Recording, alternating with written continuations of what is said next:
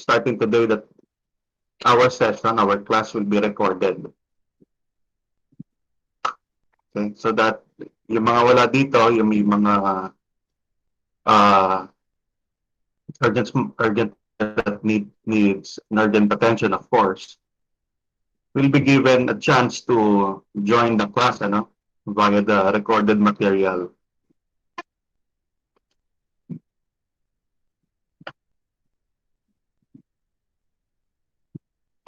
Okay, before we proceed with our discussion,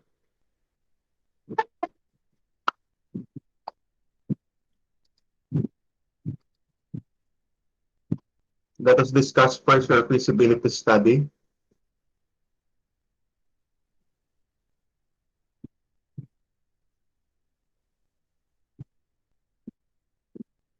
Lahat ba kayo may group na for the feasibility study? Although I have not yet audited the list, Can you inform us if you still do not have a group mate? Di ba may 13 lang na pinili for the feasibility study? Di ba yes, wala pa ba akong group mate, sir? Wala pa. Sige. Si Steven, wala pa. Sino pa? Nandito ba si Miss Jaisel Bandia? Is she here? Jaisel Bandia? Kasi wala pa siyang pinapasang group members.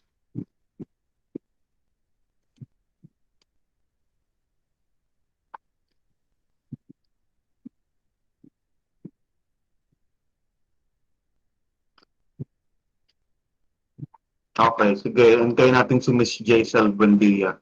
Can you message her? Do you know how to reach her?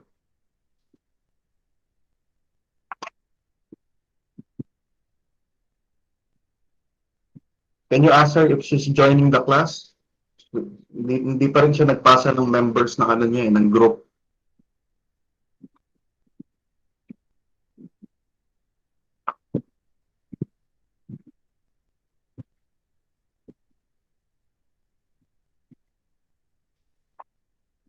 So we have 12 groups as of today. Nintay natin yung isa pa, si Miss Jaisel Bandia. Okay, i-pending muna natin yung ibang wala pa kasi meron pang isang individual na hindi pa rin submit.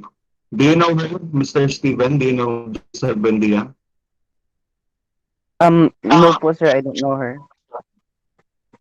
Doon sa natin sa Facebook chat, you can approach her. Please approach her. Message her directly. All right, sir. I'll message her right now. Sabihin mo, wala ka pang group and you want to join her group. Okay, so I suppose that you may mga group na that you have met. Nag-meet na ba kayo?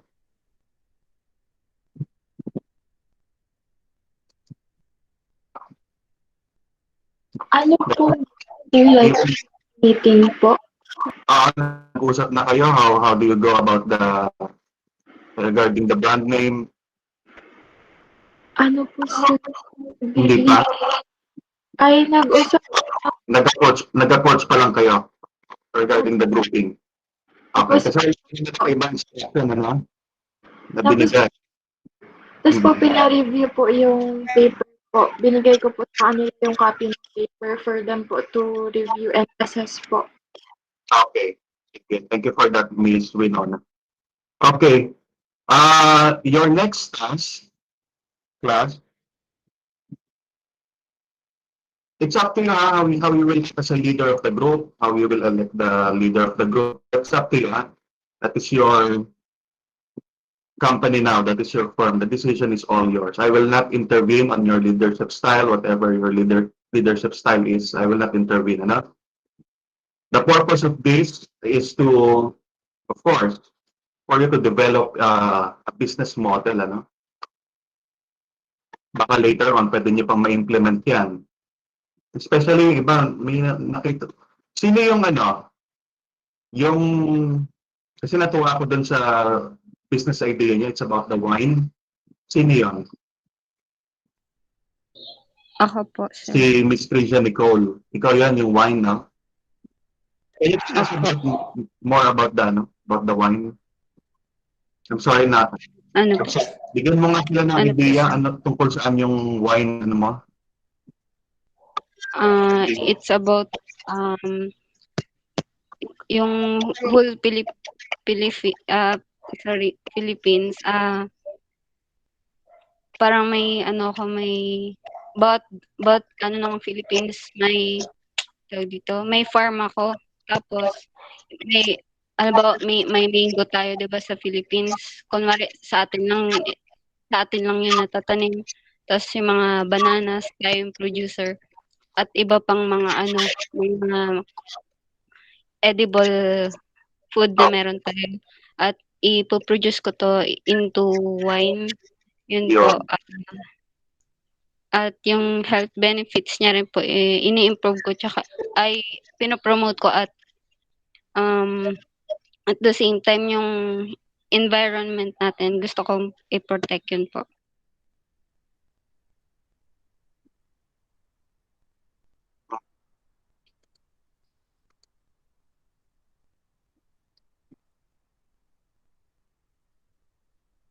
Sandali, meron pang isang ng wine eh.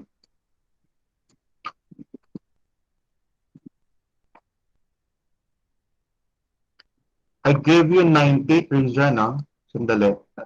Opo. Nandito ka ba sa sa 13? Wala po. Wala. So you're supposed to be there.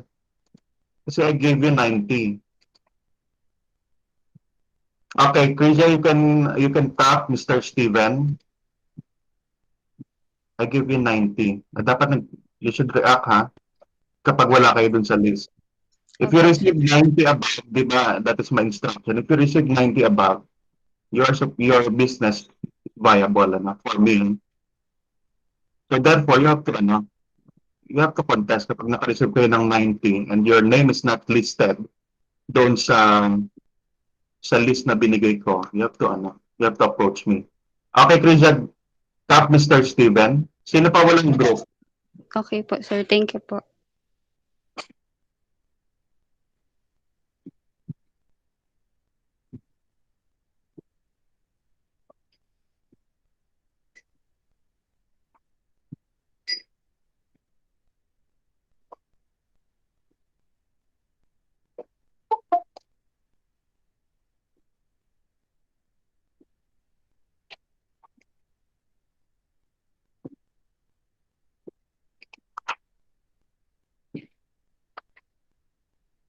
Sino pa walang group?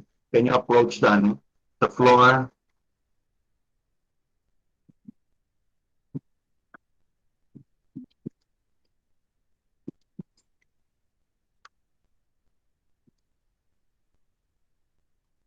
Okay, kung wala pa kayong group, anyway, you can just email me. Okay, sandali ha. Before we go back to your feasibility study, let's set things formally. Whenever you approach me, sandali ha. Kasi you will be part of the corporate world later on. Diba? After you graduate from this course.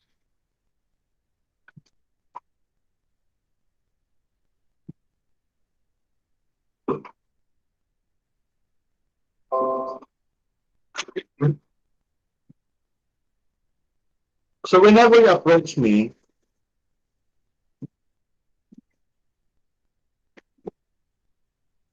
I want you to sound professional, huh? You can email me. You will email me starting today if you have issues, huh? If you have questions. Dear Prof, bumati kayo, ha? Good day. I have several issues that needs clarification.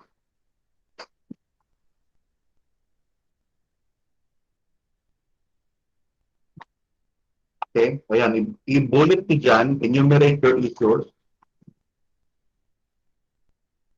Okay? And then yung closing statement, alam nyo na yan, you studied English. Do not forget to thank.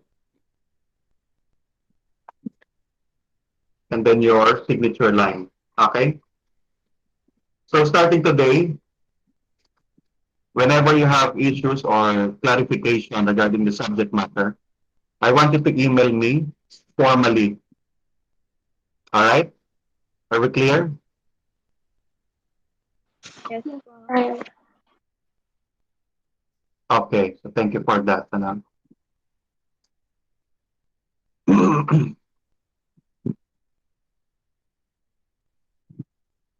Okay? It's up to you if you will write it in English or in Tagalog, but I prefer English.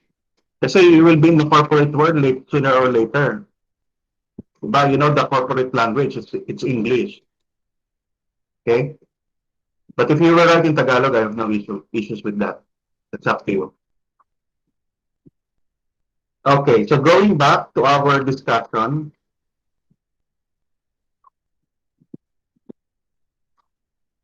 your next step as a group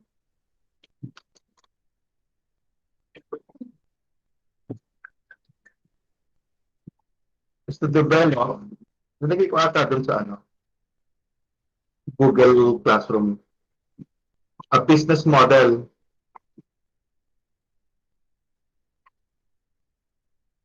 Okay, so how do you develop a business model? So I pasted a link doon sa ating Google Classroom, and these are the items that we need. The value proposition, you studied your marketing, dapat alam niyo ito, no? Okay?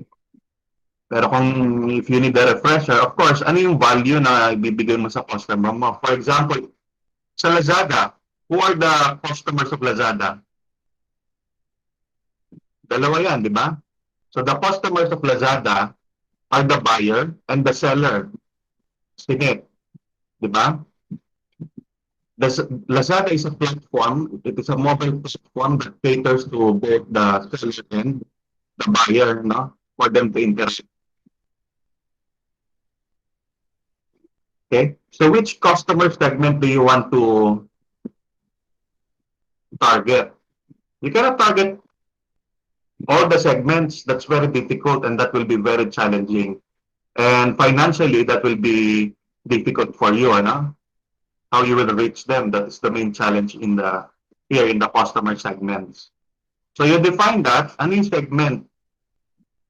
Di ba?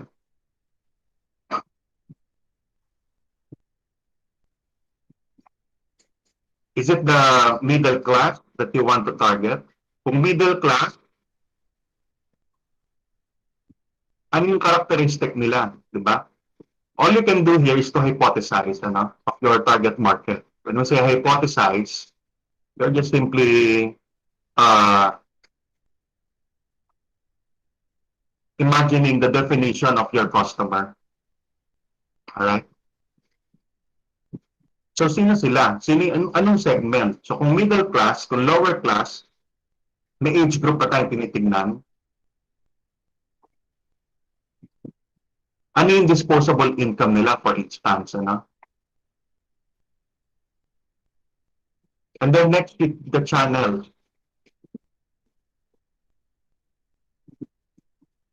Diba? How are you going to distribute your service, your product? Diba? Is it through online? Diba yung nakikita nyo ngayon na mga online sellers? They are using Facebook to deliver their products, diba? Or to inform the market of their product, and then, of course, it will be delivered by a third party, diba? Such as the JNT, LBC, so on and so forth, And then the customer partnership. Ano ba sinasabi sa customer partnership?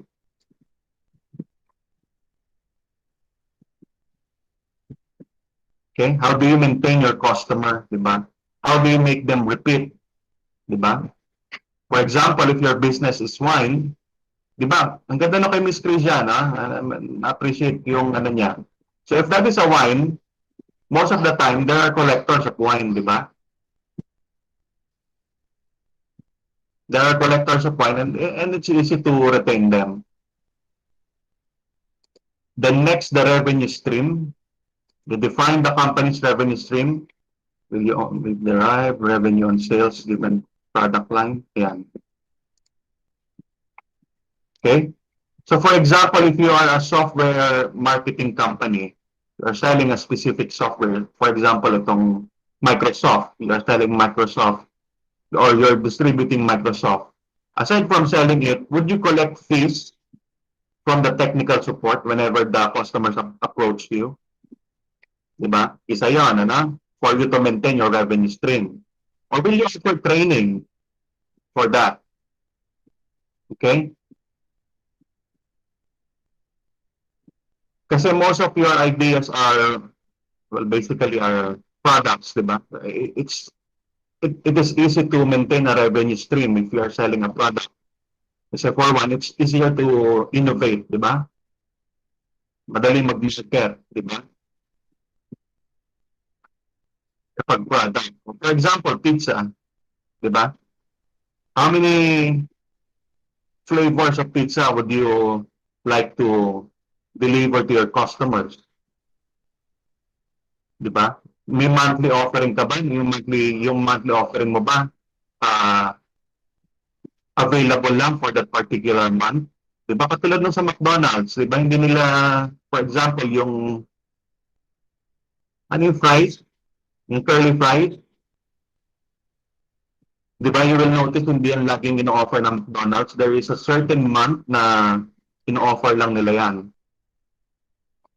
Di ba? So what are your key resources? This is really challenging and difficult. Di ba? You know, the supply chain of your business is really integral. How do you source your resources? Di ba? Your raw materials. Di ba? Gaano kababa mo mabibili yung, for example, yung food, di ba? Para mas malaki pa yung profit margin natin, di ba? Para bumaba yung expenses, and in return, tataas yung ating profit margin. So how will you do that? Of course, you will have to source cheaper, di ba? Cheaper but quality. Pwede ka rin maging vertical aligned, di ba? Pinag-usapan niyo sa operation. You have operations management. Meron ba kayo nun sa course? Di ba? Kung nagbebenta ka ng pandesal, may mga excess na harina, you can create pizza. Di ba? You can also sell flour, di ba? Pwede ka rin magbenta ng flour, di ba? That will add to your revenue stream. Are you still here? Yes po, sir. Okay. Then the key activities, ano ba yung key activities? What activities or operations are essential to growing your business? Are you going to, how will you market your business? Ngayon, gamit na gamit yung Facebook, na? You can boost your advertisement, your ads via Facebook. At depende kung gaano kalaki yung gusto mong i-reach sa market. You can set 1,000. Palawan, Puerto Princesa lang naman yan. Maliit lang. I suppose, medyo maliit ang population dyan. Na? Madali yan. Pwedeng 1,000 pesos yung budget niyan for 1 month na Facebook ads. Di ba? Kasi dati, before the pre-pandemic, you can give away brochures. Di ba? And that will add to your expenses, di ba? Yung pagpiprint ng brochure. Kano magpaprint ng brochure? Di ba? For example, 1,000 yung ipiprint mong brochure, magbabayad ka pa ng graphic artist. Of course, you want it to be presentable. Di ba? Bibili ka pa ng software, na, ng Photoshop. So, kasama mo yung sa budget, ano? And then next, your key partners. If you have key partners, it's up to you. So who are the venture's main stakeholders? And of course, your customers are your stakeholders here. Pag-uusapan yung dito, re-report yan mamaya ng mga presenters natin. Okay, of course, who are the most valued partners? It is your customers. Diba? Kung hindi mo naman target maging corporation, di mag-single proprietor ka lang. Diba? Mag-partnership kayo. Kaya lang, partner-partner kayo. So that is up to you kung paano niyo pag-uusapan yan. Okay? Of course, you have to consider the revenue of the firm para makater yung mga sweldo nyo, di ba? That is part of your your cost. Cost structure. Last is the cost structure. Hindi pa pala, meron pang financial.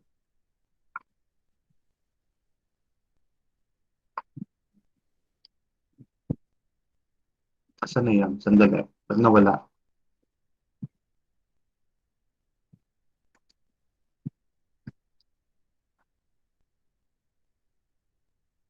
Okay? So in this step, you'll define the company's cost structure relative to the value proposition. What costs are essential to manage in order to deliver your value proposition? Kung meron kang physical store, restaurant, you have to include that. I want it to be realistic in your cost structure. If you can estimate how much is your monthly rent, kung maglalagay kayo ng pizza parlor, kung ano lang kayo, kung for example, you will be applying for a loan to purchase a van, di ba? Uso ngayon yan, di ba? Yung mga, ano tawag doon? Mga food truck, di ba? Di ba kapag food truck, medyo attractive yan, di ba? Pinipilahan. Kasi it is something new to the eyes of the customers. Alright? And then the financials, yung mga budget, ano? Actually, magkasama na yung dalawa na yun. Alright? So, I posted the link of this business model template doon sa ating classroom. Alright? So, it is up to you. That is clear. Okay? And then I want you to add leaders, huh? Whoever your leader is. Take note of this. So my last requirement, aside from the business model template, this is your own assignment, don't worry. I want you to discuss it thoroughly, huh? The business model. I want you to produce a quality output, huh? So my last requirement for this week's assignment, group naman ito, ha? This is a group activity, yung feasibility nyo. You will write the mission and vision and the goal of your business. Okay? So aside from writing the business model, you give me the mission, vision, and the goal of your business. Okay? And then you will present that next week. Ayan, nilagay ko dito sa Google Classroom natin, ha? I do not want a lengthy presentation of this kasi this is a work in progress. Alright? Your feasibility is a work in progress. Every week, I will be giving you assignment hanggang sa mabuo natin yung feasibility study nyo. Alright? So, ilagay nyo na doon sa Microsoft Word, doon sa narrative ng report nyo, yung group members, the brand name, the company name. Magkaiba yung company name at saka yung brand name. Magkaiba yun. Natuwa ako din sa pinasa ni Ms. Winona. I think that is something unique. Hiraya Palawan, ang ganda ng ano niya, yung brand name. That is a good brand name. Okay? So for example, di ba yung Jollibee? Jollibee is a brand. Di ba? That is a trade name. But the company name is different. You can search that in Google. Alright, are we clear with my requirements? Yes po, sir. Okay, thank you for that. Okay? So bubuuin nyo na yan, ha? company, the members of the group, the brand name or the trade name. Okay? And then next, your business. Ilagay niyo yung business idea. Yung business idea, ayusin niyo yung pagkaka-format. And then next, after the business idea, ilagay yung technical analysis. Dumami na pala requirement ko. Madami naman kayo eh. You are more than you are working as a group. Kasi wag niyo itong wag niyo pabayaan ito na makamdakan kayo ng load kasi it will be very difficult. Masyadong rush yung ginagawang project. By the way, hindi porke nagpasa kayo ng activity, I will give you a good grade. That will depend on the output, on the quality of the output. If I found something unique on what you have mentioned there, therefore, I will give you a good grade. Okay? You will not get a high grade by just simply passing me your activity. So maglagay naman kayo ng konting effort or more effort. Okay, so ilalagay yung company name, group members, tingit dyan. Ito yung front page nyo brand name,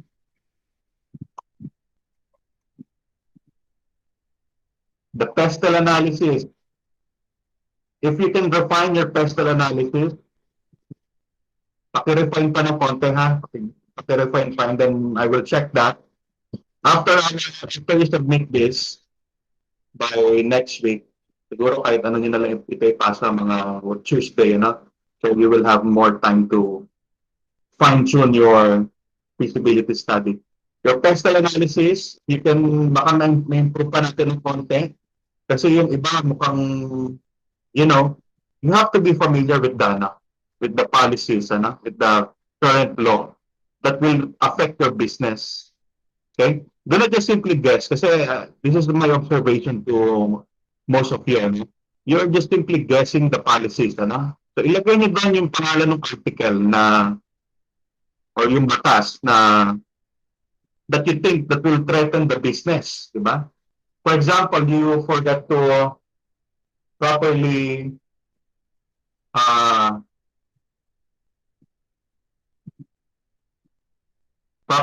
segregated your waste. May penalty yan, di ba? May penalty yan. Ilagay niyo doon yung article and then you explain that briefly, How will that affect your business? Okay? So dito naman yan sa law, di ba? Sa pestle analysis.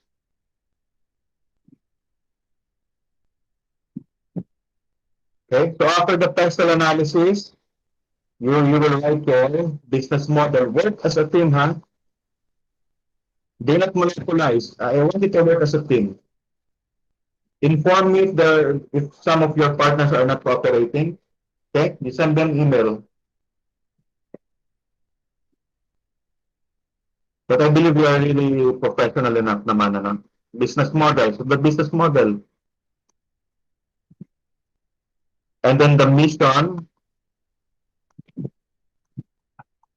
vision, and the goal of your business. So I have how many requirements? 1, 2, 3, 4, 5. So it's up to you, the leaders, to delegate the task. All right? So I want your business model to be realistic, Your template should be realistic. When we say realistic, you tell us the real cost of the rent. Diba? Kung mag-renta kayo, ilagay nyo doon. Kung hindi kayo mag-renta, gagamit lang kayo ng bahay. However, kung restaurant yan, most likely, that is heavily regulated by the government. Diba? Especially ng mga LGU. So, sometimes they require you to have proper ventilation. Ano pa ba yan? Proper waste disposal. Diba? Those are some of the law that you will encounter in that specific business line. Diba? Of course, may mga nagsasabi dito labor law. That is correct. Okay? question? Sir, Go ask ahead. lang po sana, ito po yung ano po, yung format yung pagkakasunod-sunod po. Yeah. So, first po, i-attach yung ano po, refined na version ng Excel analysis and then next po, business model and then mission vision. That's Thank you po.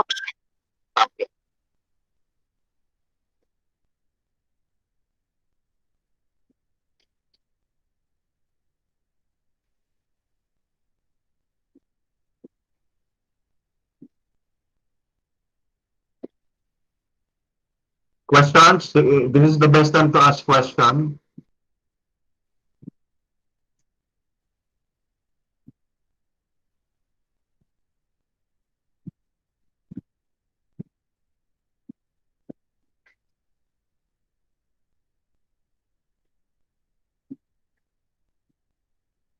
Whenever you write the feasibility study, it should be a third person, ha? Hindi yung I, we. Don't use those terms. You can substitute that.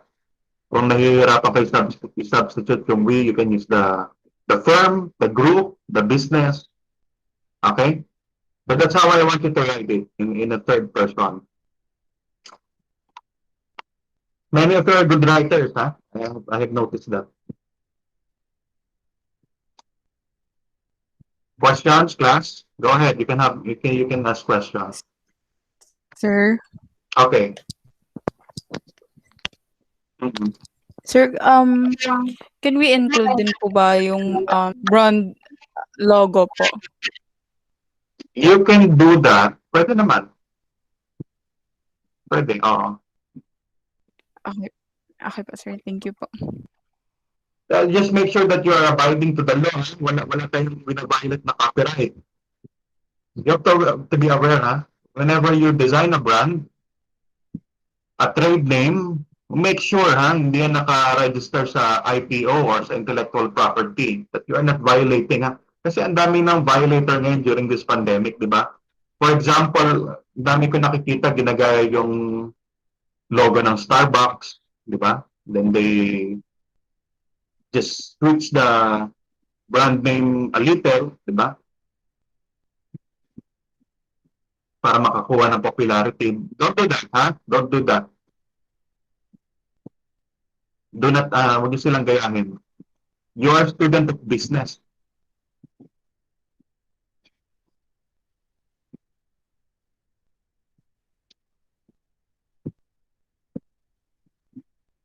Any question? Sige pa, magtanong pa kayo para masagot natin.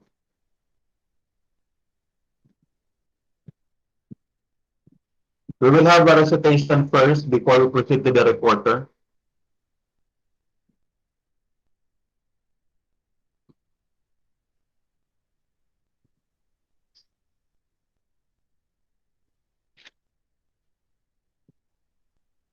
Sir, okay lang po ba kung dalawa lang sa isang group? Yeah, that is not a problem kasi hindi balance yung grouping natin.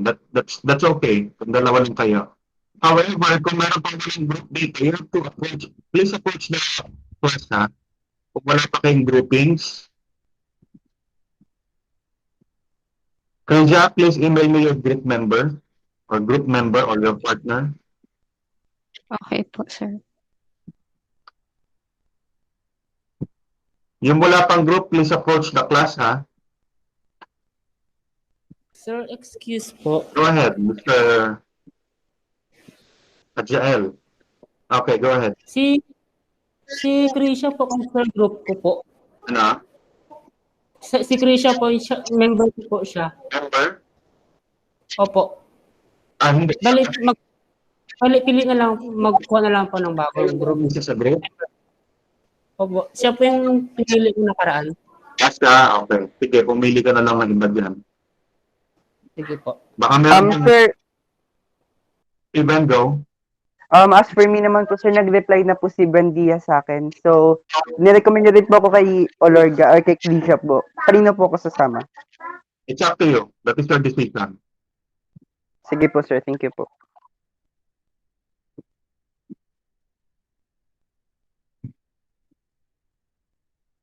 So, si Mr. Al, Al ba pangalan ni, Mr. Adjael? Is it Al? Yes po. Okay, si Al, wala pa siyang groupmate. Si Krisha, still pending. Let's wait for the others kasi I think you are around 35 in this class. Hintayin natin sila, ha? Let's wait for them to approach the floor. Perhaps after the class tonight, I will be posting a message doon sa group. Kasi merong absent eh. May absent, nagpaalam sa akin. I forgot the name.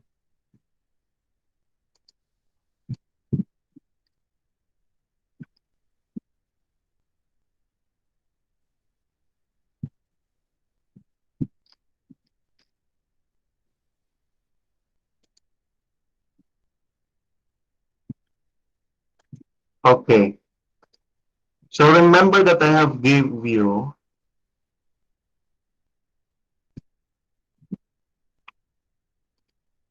an assignment, a research assignment.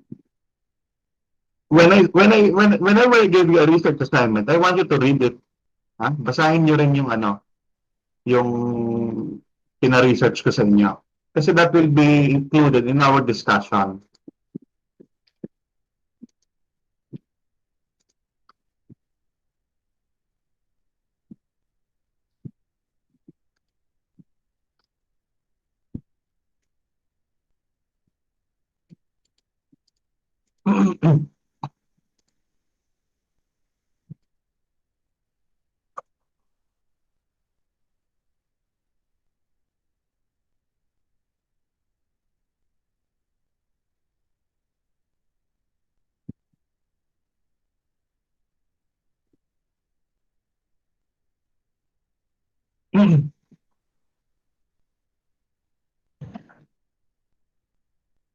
Okay, what do you mean by business model?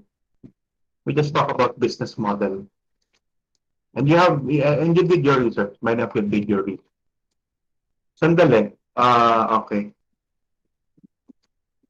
So what will I do to those students who did not submit their Okay, sige, I'll give you time, Miss Christine Gonzalez, Miss Garceliano, Rochelle Sir? Apitan, Po? Carmen Flores. I did not receive your assignment. Sir, I sent mine sa email po. Where did you send it? Did you send it via email? Yes po, sir. Okay, I will check your assignment. Si Mr. Steven, I have given him until Sunday. Okay, I will give just to be fair, to the other students here, such as Miss Ellen Baldesiano, Miss Therese Garceliano, Miss Rochelle Apitan, Miss Charmaine Flores. Sige, I'm giving you until Sunday to submit your quiz.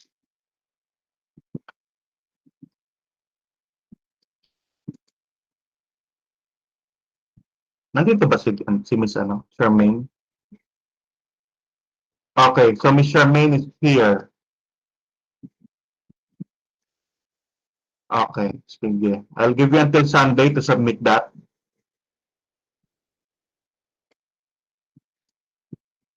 Okay, going back to our question, what do we mean by business model? By the way, when is your prelim? Kasi wala pa akong calendar. When is the schedule of the prelim? Do you have any idea? Wala pa rin po, sir. Wala pa rin pong pinupost sa MCU. Okay, sige. What do you mean by business model? Anyone? We just discussed the business model, diba? I want to hear other students, ha? Kasi iba, hindi ko pa naririnig. Si Miss Pinona, lagi ko naririnig. Si Miss Christine, si Miss Regine. You know, di ba, ang daling maalala ng mga nagpa-participate sa class. So what do we mean by business model?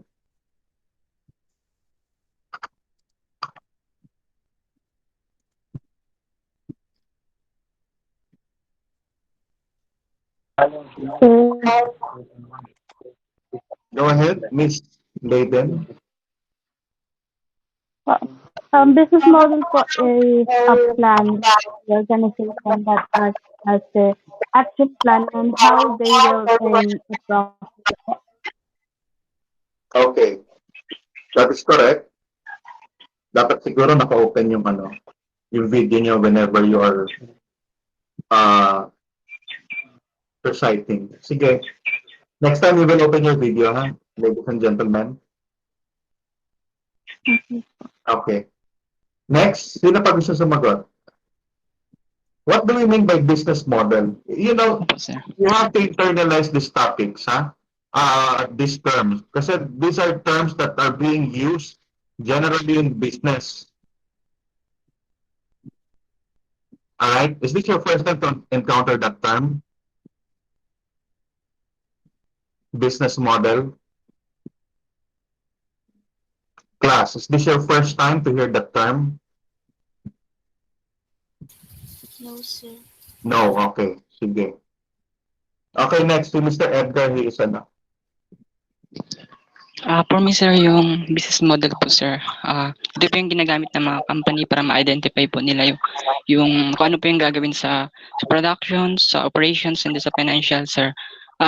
Sa paggamit po nila ng business model, sir, mas ano po, sir, mas magiging maayos po yung execution po, Panginoon. Ay, sir, execution po, sir, ng ano po, ng mga goal and plan po ng business. Okay. May kayong katabahan whenever you recite kasi this is virtual. Diba? Yes po, sir.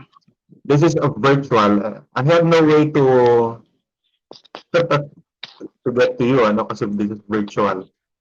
So, tanggalin niyo yung mga kabanayanan that is not necessary in this class. Okay? You will be working, guys, ladies and gentlemen, that you will be working in the corporate world. And you have to be confident. Okay? You are correct, Mr. Sena. Yes. Thank you po, sir. Okay. Sir, can I add? Okay. Go ahead. Ano po, ang business model for me or based on my research na rin po is a company's core strategy for marketing profit. Dito po na dinag-determine kung paano po sila kikita sa isang company dahil ma-maintain po nila or ma-determine nila yung cost curve na may incur nila during the production or the whole process ng business. Then, i-compare po nila kung sapat ba yung kita or income ng company sa nagastos nilang mga expenditures. Then, i-improve po nila yung business model. Business model. Okay? Miss Marinduque, i-ano lang natin that is not the goal of the business model. It is not about financial management. However, in business model, the business model will tell you or will define how your company will profit. Okay? So how do you intend to deliver your products or services to your market? Business model. Okay, ladies and gentlemen?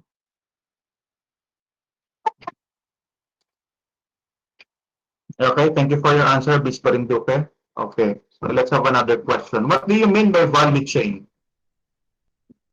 Yes, Mr. Steven. So I'll try to answer din sir regarding dun sa question niya about business model. Sige, last answer na yan. Sige. Let So me based on my research, sir, business model is the overall framework of the business, like the in and out, the management, the operation, and it's the long-term plan structure of the business para may written evidence sila on how they will improve the business, on how they like the things that they'll encounter during the business. Okay, thank you for your answer, Mr. Steven. What is the business model of Lazada? Anyone? What is the business model of Lazada and Shopee? Pareho lang sila, di ba? They are both application. So what is their business model? Sir, online advertisement po. That is part of their business model. Perhaps Miss Alita. Di ba, whenever you go to Lazada or Shopee, there are advertisements, di ba? I believe the sellers can also push their products, they will have to pay a certain amount, di ba? That is their business model as well, ano? And then of course, the application, di ba? That is their business model. The application that they are that are on our cell phones, di ba? Our devices. What is the business model of Jollibee?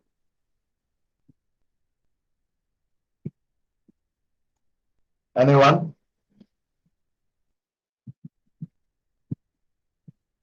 Ano business model ng Jollibee? It's very easy, di ba? You do not need to think big as to what is the business model of Jollibee. Sir, Anyone? commercial po? TV Uh, commercials po? that is their marketing. Marketing yan. We have to separate marketing yan. Remember that business model tells us how the company profits. Paano sila kumikita? Jollibee does not earn profit from the commercial. That is their expenses. Sir, try Go po. ahead. Okay, go ahead. Mr. Hibol. Mr. Hibol, nawala siya. So I'll try din, sir. Okay, go ahead, Mr. Manguray. So since they are in the food industry po, so I think yung pag-offer po nila ng low-cost food, go ahead. Yung business model po ay Affordable food. That's correct, Mr. Manguray. Okay, bigyan natin ng chance si Mr. Hibol. Go ahead, Mr. Hibol.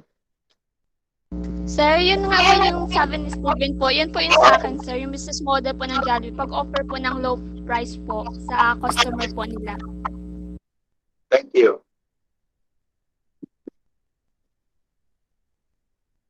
Okay. So I suppose that you understood or internalized what is a business model, huh? It is the way the company earns profit, di ba? What about value chain? What is a value chain? Sir, Sir? I think Okay, so isa lang. Mr. Go ahead. Go ahead, Mr. Nolan. sorry po, sir. Wait lang. Ano po, sir? Yung value chain po, step-by-step process po. Ano po, parang katulad po sa name niya, parang chain po ba, na connect po siya. Kung sa ano po, yung mga, ano po. Are you What, sir? using a cell phone? Sir? Are you using a cell phone or a laptop? Ano po, sir? Cellphone po. A cell phone. Okay, sige, go ahead. Sige lang. Okay, go ahead and continue. Ano po, sir? Yung nga po yung sinabi ko, yung value chain po ay, ano po siya, isa po siyang step-by-step process na business plan po. Kung sa ano po, parang ito po ba yung ano po ba, parang chain po na connect po doon yung mga plan nyo po o kung process ko paano nyo po gawin yung isa nyo pong product. Okay, Yun po, sir. that's correct.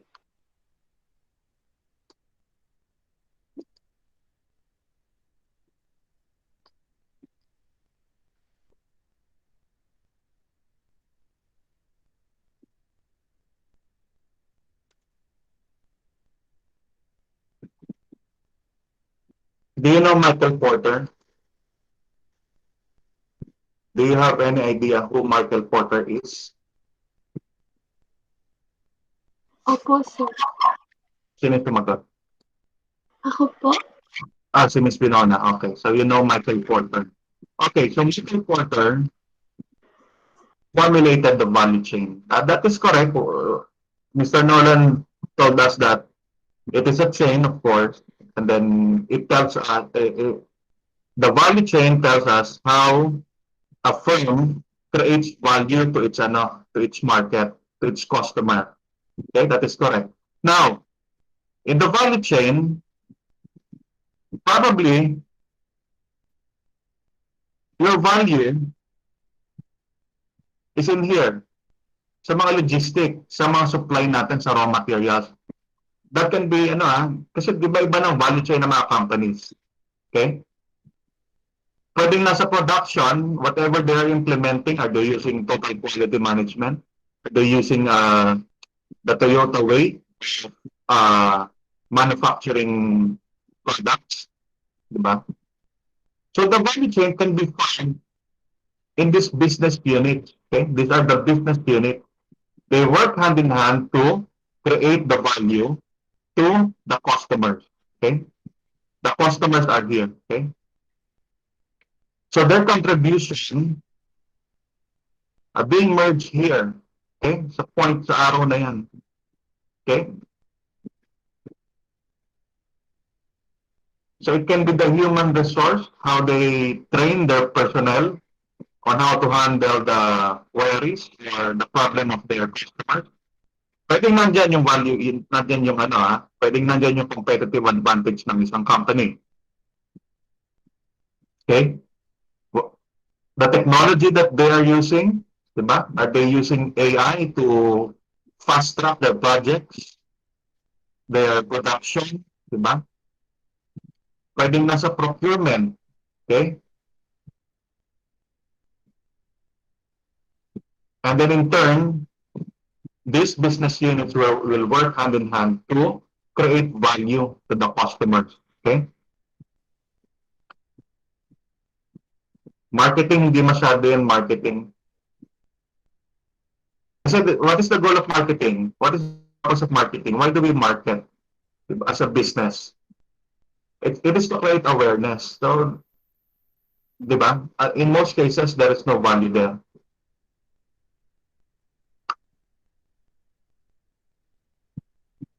Okay?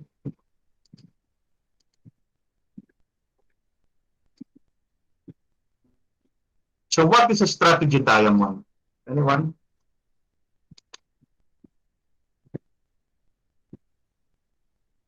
What is a strategy diamond?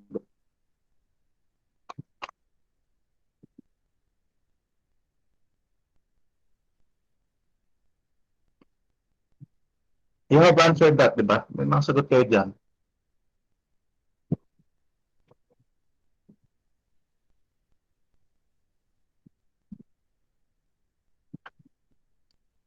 Di ba nasa libro din yan? Natin sa ano? That is also in our book, no?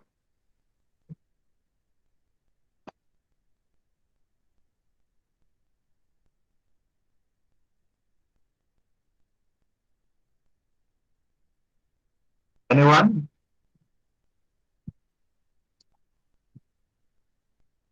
Sir, pwede po.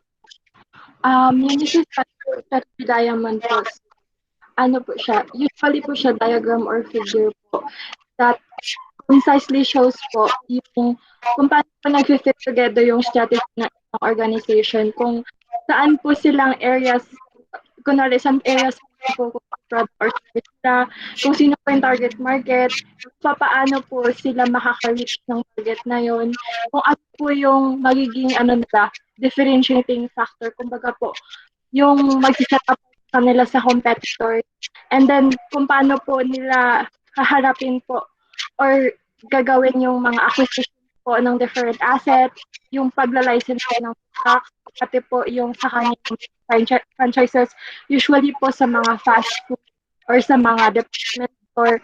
And then po, yung thinking kung paano po yung plan nila to reach po certain goals, yung time duration po, ganon. And then lastly po, kung paano po nila ma-apply po in a smaller po, yung po na corporate strategies po nila, paano po siya ma-translate into business and functional strategies po na magagamit nila sa day-to-day operations po. Thank you, Ms. Pinona. That is correct. All right. That is correct. She's correct. Now, you write this down, pakisulat itong. When you say economic logic, the question here, the fundamental question here is, how will returns be obtained? Is it through lowest cost, through scale advantages? Ano ibig sabihin nun? How did we source our raw materials? Okay? That is the economic logic.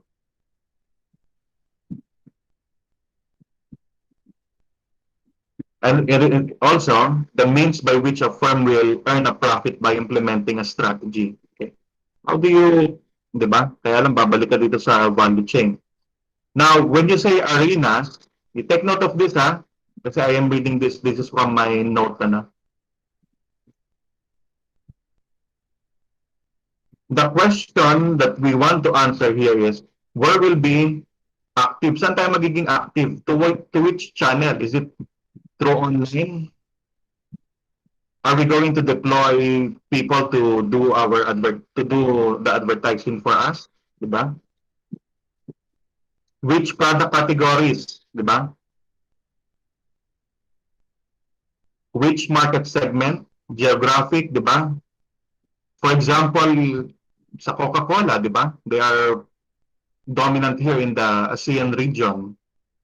Diba? Yung Pepsi ba dominant dito sa atin? Hindi, diba? Hindi naman sila masyadong dominant.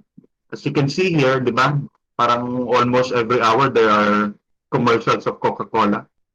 Here in Manila, you can see billboards that bearing the advertisement of Coca-Cola. Okay? So the arenas, to summarize the arenas, it tells us where do we compete? Saan tayo magko-compete? In which geographic location? Kasi ngayon meron ng bago, di ba? We have the online and the physical store, di ba? So saan doon, di ba? If you are a training center, is it applicable to build a training center, a physical training center, or you can just simply subscribe to Zoom and then take advantage of the current situation. Di ba? If you will be selling wines, di ba? Maganda rin na may physical store para makita yung para ma-display natin yung mga items. However, you can also improve your website. You can create a website, di ba? Mag-hire ka ng magaling na marketing consultant, di ba? Mag-hire ka ng graphic artist. You may not need a physical store. Okay? Baka gumana na yung natin, yung website promotion natin. Now, when we say vehicles, how will we get there, di ba? Ano ba pupuntahan natin? Of course, di ba? The only goal of a business is to profit. Di ba? Let us be frank. The only goal of a business is to profit. Di ba? Of course, it is for the benefit of their stakeholders. Di ba? So, who are the stakeholders? We will find that out later sa report ng Group 1. Di ba?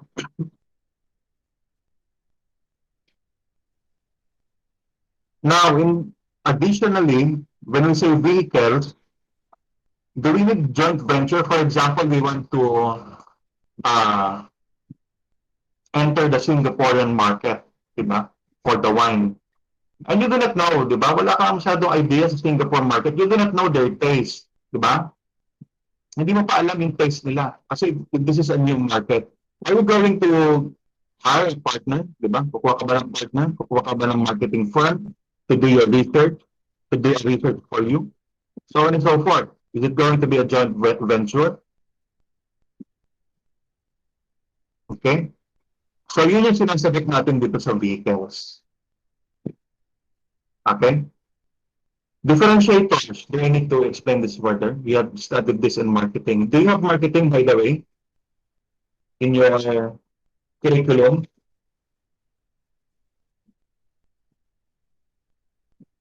Diba? How will you be different? For example, may inasal, diba? During the pre-pandemic, ang dami tao sa mga inasal. Diba? Kahit dyan ba sa Palawan? Class? Yes. Yes, po, sir. Yung inasal, diba? Laging po na ginaubusan ng tao. Ganun sa Jollibee. Diba? So what makes Mang Inasal different? Jollibee is also selling chicken. Diba? However, hindi naman sila competitor kasi they belong to a same company. So what makes Mang Inasal different, or what makes Mang Inasal stand out? The Andy Rice, sir. The Andy Rice, that is correct. Okay? So that is the differentiator. Okay? A differentiator is necessarily a competitive advantage. Ha? Because later on, I think the group 2, next meeting will be discussing competitive advantage. So as simple as that, di ba? Ano pa? Why do you drink Coke? Bakit kayo uminom ng Coca-Cola? Bakit nyo binibili ang Coca-Cola? What's the reason behind that? Aside from it being sweet, kasi matamis din naman yung Pepsi. Cola din naman yung Pepsi. Bakit?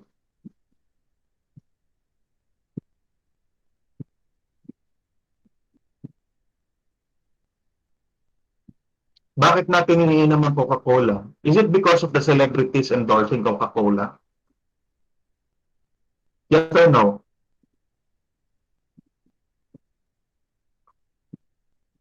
Class, yes or no? Are you drinking Coca-Cola because of its image, of its brand, because of the celebrity endorsing it? Those who are drinking Coca-Cola.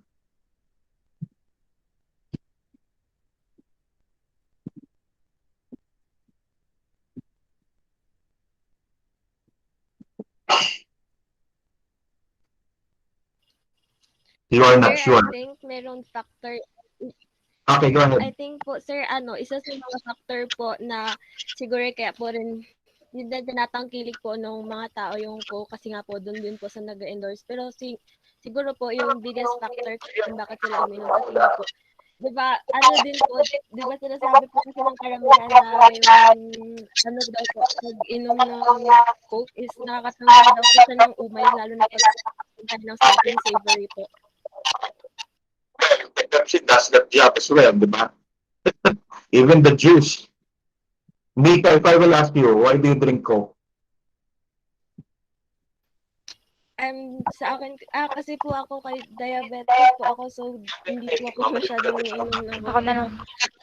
Ano rin po Bakit sa natin? sabi ng family ko na umiinom po sila kasi Oo. Thank you, Mika. ano po, uminom sila for pantanggal po ng umay. Hindi po. Okay.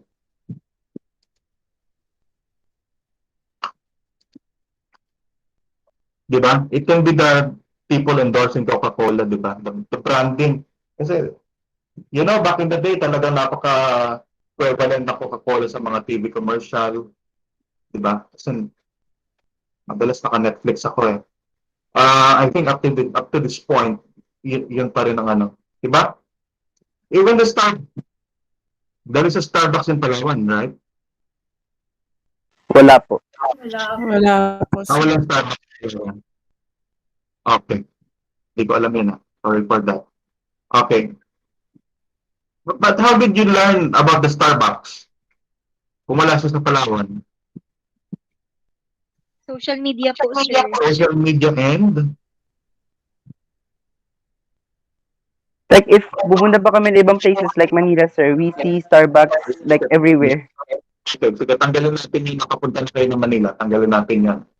So, how did you learn about the Starbucks? Diba? Sige nga.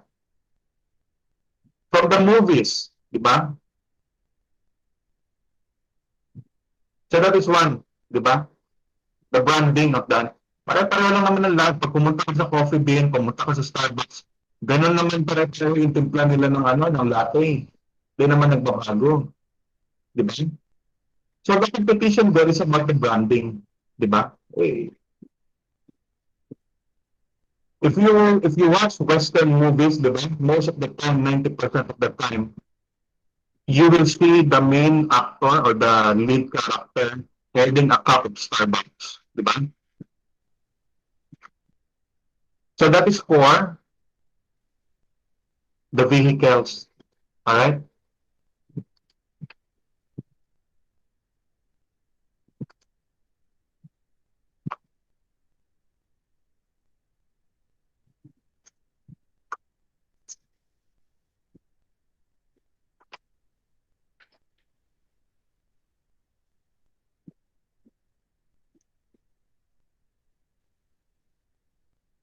Okay, so last in the strategy diamond, you have the stage,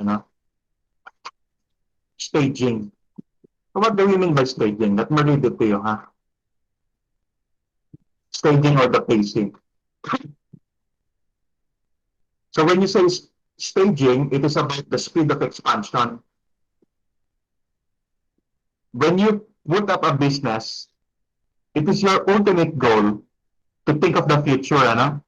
So how do you think of the future? You think of ways how you will expand your business. Okay? Don't just simply serve the market. You think of ways to serve to expand your business. All right. So when you say expand, you can go to other provinces here in the Philippines. You put up shops there. For example, yung wine ni Miss Trisha, yung Hiraya Palawan ni Miss Winona. Is it Hiraya Palawan? Hiraya Palawan, di ba? You put up shops here. You put up shops in the airport, di ba? That's one way of expanding your market reach, of course, of your business. Di ba when you go to the airport, meron bang bilihan ng t-shirt? I forgot the name of the pero the logo, pag nakita ko yung logo niya medyo orange, parang branch siya ng parang affiliated sa Cebu Pacific. So whenever you go to Japan, di ba? I haven't been to Palawan, hindi pa ako nakapunta ng Palawan. But I have been to many places here in the Philippines, So you will see that particular shop where you can buy t-shirt, di ba? Those are yung logo niya, of course, when nasa province ka. If you're in Cebu, the logo is, or what they're selling is the Cebu t-shirt. So when you go to Palawan, I suppose, nakalagay dyan sa t-shirt mo, Puerto Princesa, no? Okay? So when we say staging, these are your initiatives. Alright? Initiative. Diba? You can perform market research. Diba? You can also perform feasibility study to test the viability of your business idea. Diba? But ultimately, what will define the viability of your business idea is by market research. Alright? It's only market research. The feasibility study kasi, what we are doing here, feasibility study, we are examining the internal and the external of our business. But in feasibility study, you can also add market research so that it will be more powerful when you implement that business idea. When you say implement, nag-ooperate na. Okay, so what is strategic positioning? Can somebody read that? Read strategic positioning.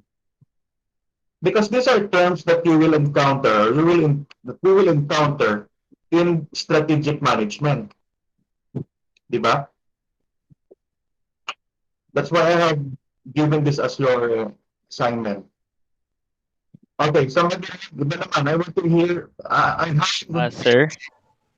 So just a moment. I have 31 students here and only a few are participating. And yung mga nagpa-participate, sila pa rin yung nag-participate ng exam. Sino yung Sir? Ako po, sir. Okay, Mr. Rama. So, yung sa akin, sir, yung Go ahead. Yung strategic positioning po, sir, is about, sir, sa sir, yung pag-distinguish mo ng business mo sa mga competitors mo para yung target audience mo, sir, kung ano ba yung target audience mo, sir, ganun, kung what kind of business you want to be, sir. Tapos parang sir, ang example ko nito, sir, is like yun nga sa Coke, sir. Kasi sa mga commercials nila, sir, is all about yung family, yung happy emotions, ganun. Tapos yung parang yung tina-target nila, sir, is yung mga parang katulad sa tayong mga Filipino, sir, is big sa atin yung magkakasama tayo mag-Christmas, yung celebration, sir. Kaya pag may celebration, parang lagi natin naisip yung Coke, sir. Tapos yung sa Pepsi, yung sa competitor naman nila, sir, na Pepsi, sir, parang ang target kasi nalun, sir, yung mga free na individual, sir, na yung target lang you only live once, na ganito, ganyan, sir. So, yun po, sir, yung pagkaiba ng dalawang brands. Pero same market lang sila, sir, magka-competitors. Ganun, sir. That is a good observation. Thank you, Mr. Bertramo. Okay, so that is for the strategic positioning, how you will differentiate your business or your firm among the competition. Okay, so what about fiscal policy? Fiscal policy po, sir. Go ahead, you can read the definition. Yung fiscal, ako na lang po, sir. Ako. Go ahead. Ito po ay set by Congress and usually financed by Treasury that deals with taxation and government spending. Parang po bang halimbawa po, binaba ng government yung taxation para yung extra money nila makabili ng ibang products and services para po tumaas yung demand sa products that would lead sa higher output and prices po, tataas din po yung prices nila. Okay, that is correct. Thank you, Ms. Angelica. Now, when we say fiscal policy, this is how the government spends its budget, di ba? Are you observing the news recently? Class? Di ba? The problem in this current situation is that inflation is spiking. Sumisipa, tumataas ang inflation. And that is not good. Okay? So to combat the inflation, this is one of the things that the government is using. It is the fiscal policy. Now, in fiscal policy, the purpose of this is to create jobs, di ba? For example, if DOH will be doing a project, for example, they will be putting up a hospital in Palawan, what will happen in Palawan? What will happen to the workforce? Of course, it will create jobs. It will create, diba? It will create jobs. Probably a long-term job, diba? Kasi pag gumawa ka ng hospital, diba? Yung top suppliers, sino yung mga supplier mo? Mga construction companies, mga engineering companies, diba? And in return, you are giving jobs to them, diba?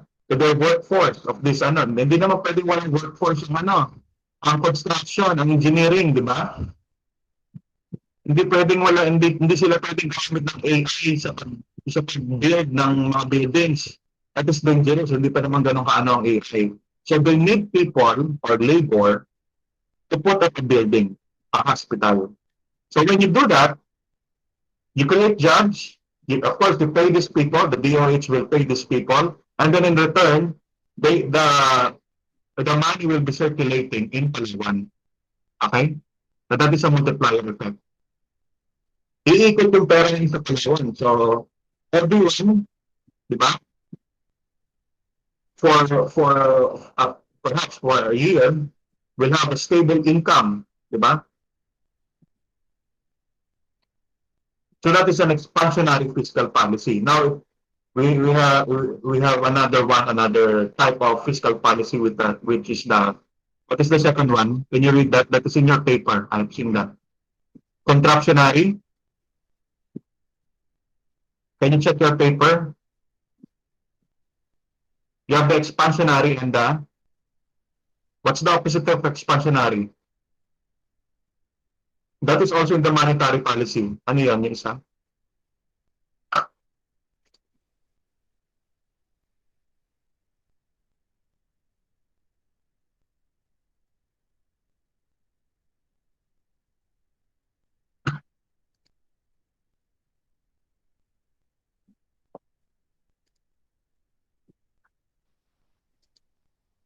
What's the other type? Kasi there are two types, fiscal and Contractionary po yun, sir. contractionary. Okay, so when we say contractionary, you are not spending, you are spending less. Okay? Of course, that has something to do as well with the inflation, to control the inflation. Kasi if there are too many money circulating in the market, ano mangyayari kapag madaming pera ng tao? Sige nga, can you give me what happened when you have too much money in your hand? Hyperinflation po, sir. Mas tataas yung Okay. mas tataas po yung bilhin at kaya po ng tao bilhin yun. Ang mangyayari yung supply po sa market. The demand will be high. and the supply will go down. So that will also create an inflation. Okay? Like what is happening in the port, di ba? Nangyayari sa port natin ngayon. However, kasi kukonti ang pera ng tao ngayon, di ba? Ang pera ng tao ngayon nasa bangko madalas, di ba? Natitipid tayo. Kaya this is a unique situation kasi. Okay? So that is contractionary policy. So what is monetary policy? Sige, bilisan natin kasi may magre-report pa sa 616. Can you read? Somebody please read the ano?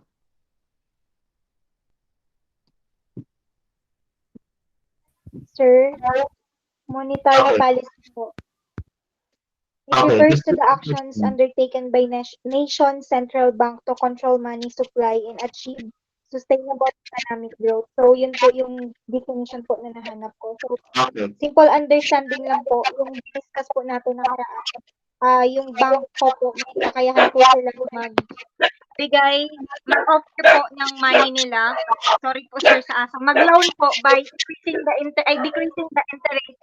interest rate and dinidiscourage naman po nila by increasing the interest rate. That is the role of BSP, ha? That is the role of BSP, of the Bangko Sentral ng Pilipinas. The role of the Bangko Sentral ng Pilipinas is to print money and then to control the interest rate.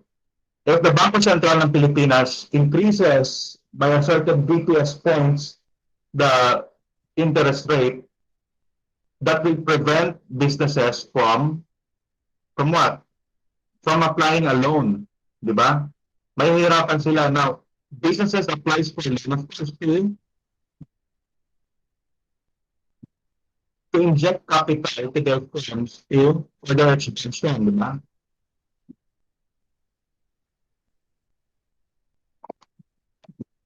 Okay. Kasi these are things that surrounds even the financial management, of course. I have explained that to my financial management class. Okay? If the inflation is very high to a particular country, do you know that Venezuela is 300%? I don't know if it is 300%. I will check that in Google.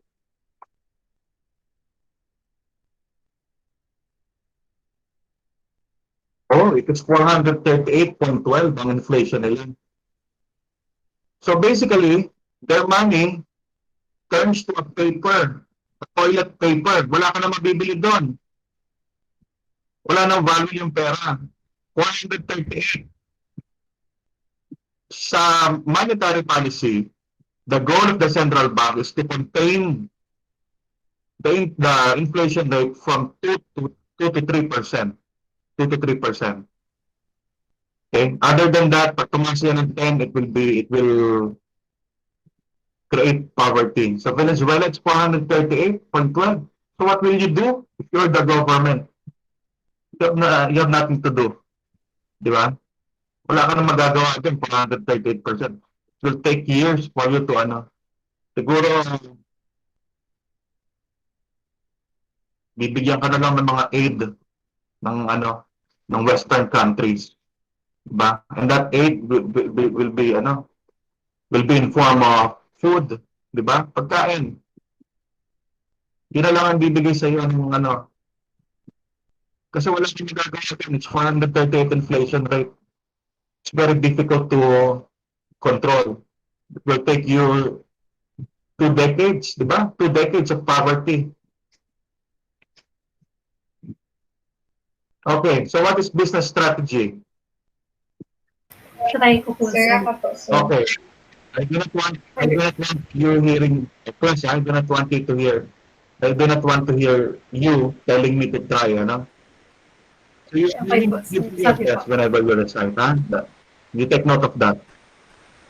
You do your best. Kasi when you go to corporate world, walang try. Okay? Walang try. Okay, go ahead, Ms. Riza. So ito po yung collection po ng steps po and activities ng isang kumpanya po para po ma-maintain yung profitability and para po ma-achieve yung goals niya. And tumutulong rin po itong mag-determine ng mga threat and risk po. Okay, so thank you for that. That is correct. Business strategy is very broad, di ba? Napaka-broad. Napaka-broad na usapin niya. So it can be in form of internal strategy or external strategy, no? Okay, so what about functional strategy? Anyone? Sir, ako po, Functional strategy. Go ahead. Sino to? agile po. Si? Okay, hindi ka pa nag-reflect kanina? Wala. Ngayon pa lang, no? Okay. Sige, go ahead, Adel. Yung functional strategy, sir, they explain the means or the process that would be used by the organization operating areas to carry out the organizational or business unit plan po. Okay. So it has something to do with the internality of the business, sa loob, sa value chain. Dali, let me read my notes.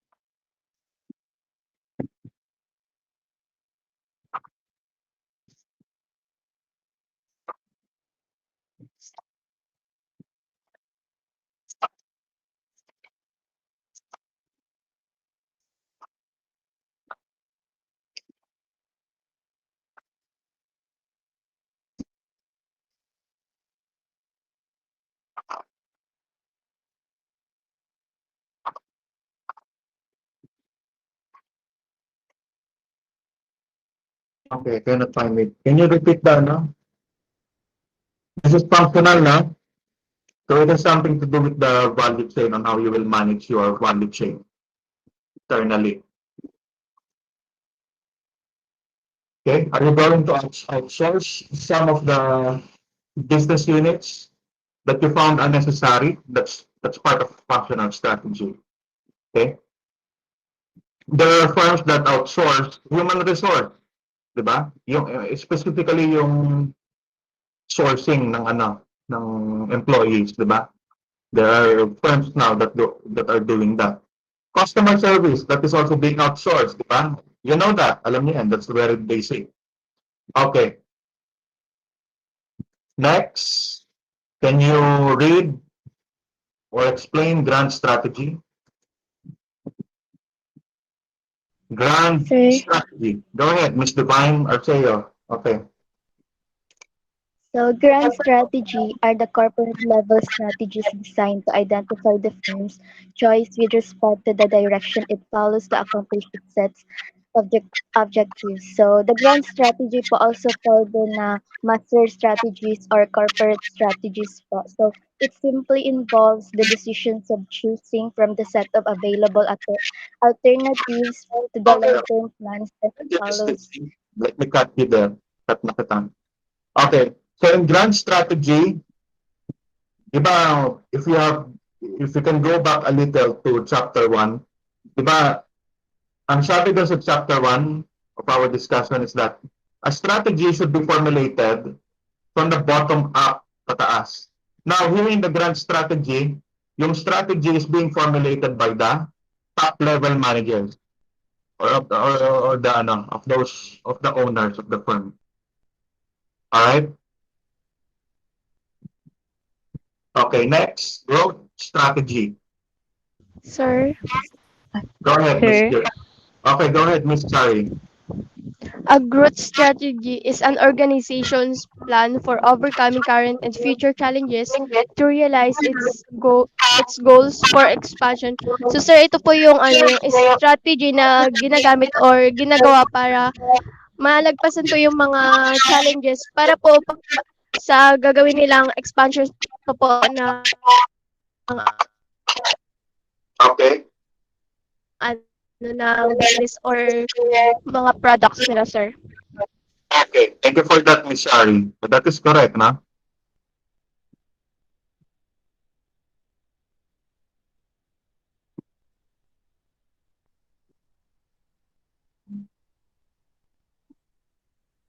Of course, that's very, that's very basic, that growth can be in form of acquisition, di ba?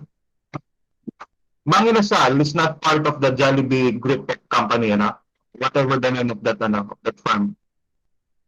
It was bought last, hindi, parang last 2015 they were bought by Jollibee Incorporation. You can go back to you can go to the Wikipedia and search about that.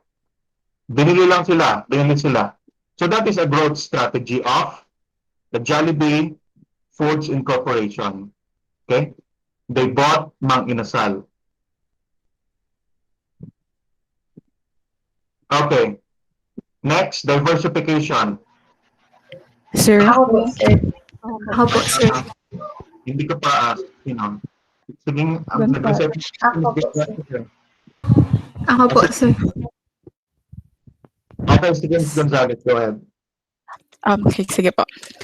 Yung diversification po, it is a business strategy Yes. by the business to expand their business, and it entails entering into new market.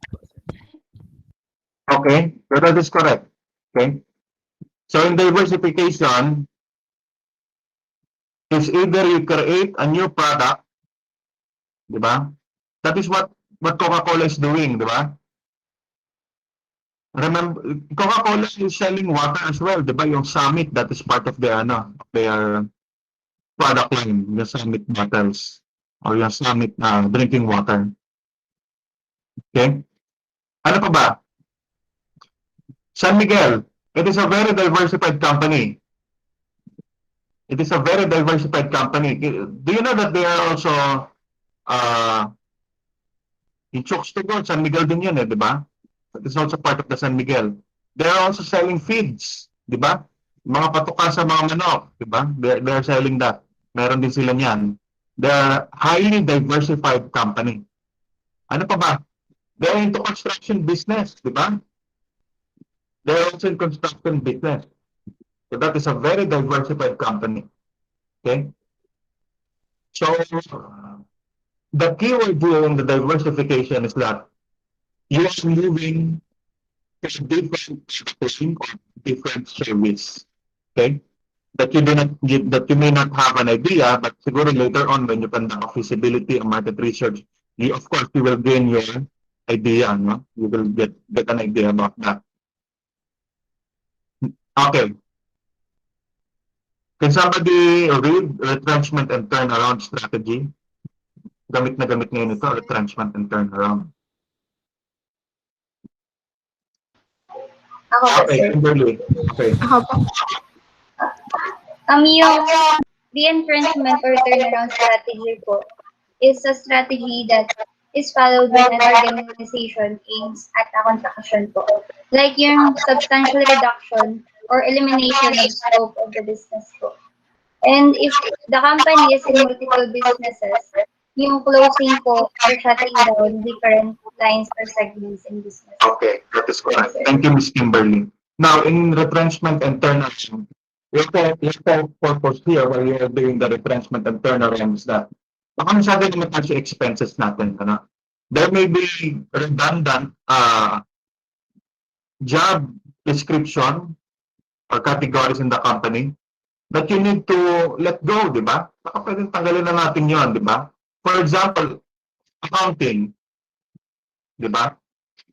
There are many accounting firms, di ba? Kaya ang daming nagsiserve niyan. If it is something that is not relevant to our value chain or does not add any value to our customers, maybe we can rethink if we will still retain that that business unit or that employee. Right? But of course, it is very difficult to retrench or to remove a business unit. Tatanggal ka ng tao, you have to follow the law in retrenchment. Diba? Of course, you have to pay them, you have to compute how much they will be receiving, diba? From the retrenchment. Okay, last. Sige, corporate strategy.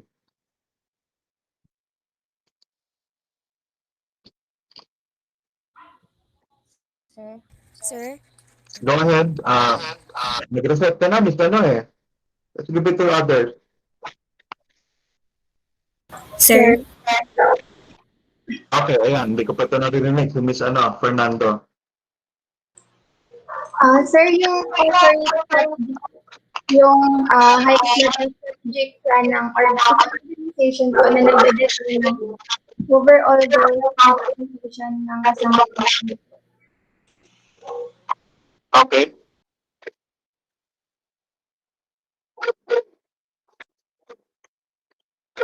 Okay, so when we go back to our previous session last time, it's from the bottom up, diba? From the lower management level, from the business or from the directors or from the manager of that business units, up to the top level, that is the corporate strategy, ano?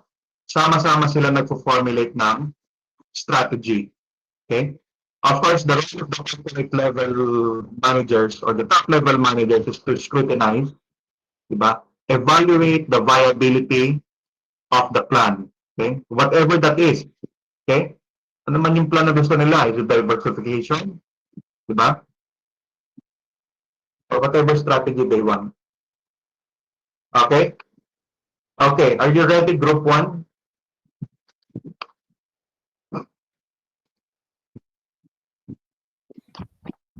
Yes po, sir. Okay, you may now start presenting your ano. So let's have group 1. I have posted their PDF doon sa Google Classroom natin. Okay, go ahead. So for the group 1 we have, sandali ha, let me read your names. We have Gonzalez, we have Mr. Nolan, Miss Riza Taha, and Miss Sari. So you are 4 in the group.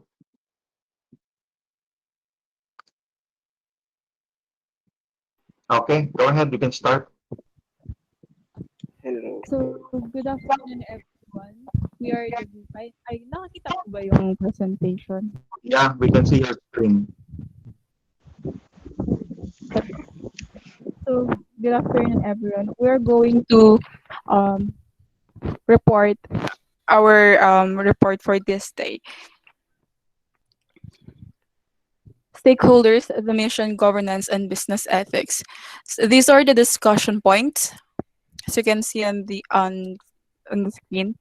And the first one who's going to report is Mr. Raven Nolan. Hello po. Ready na po ako? Okay. Yung stakeholders po. Stakeholders, first of all, stakeholders, they are the individuals or groups with an interest claim or stake in the company, in what it does, and in how well it performs. Also, yung stakeholders po, na-divide po siya sa dalawa po. Ito po ay ang internal stakeholder pati external stakeholder. Internal stakeholders are stockholders and employees, including executive officers, other managers, and board members. While external stakeholders, they are the individuals and groups outside the company that has some claim on the company. Typically, this group comprises customers, suppliers, creditors, governments, the general public, etc. So, okay. Go ahead. Next po. Okay, just a moment. Sandali. So when we say stakeholders, class, can you go back a little, Miss? Sino nagko-control ng ano? Okay, Miss Christine, go back a little.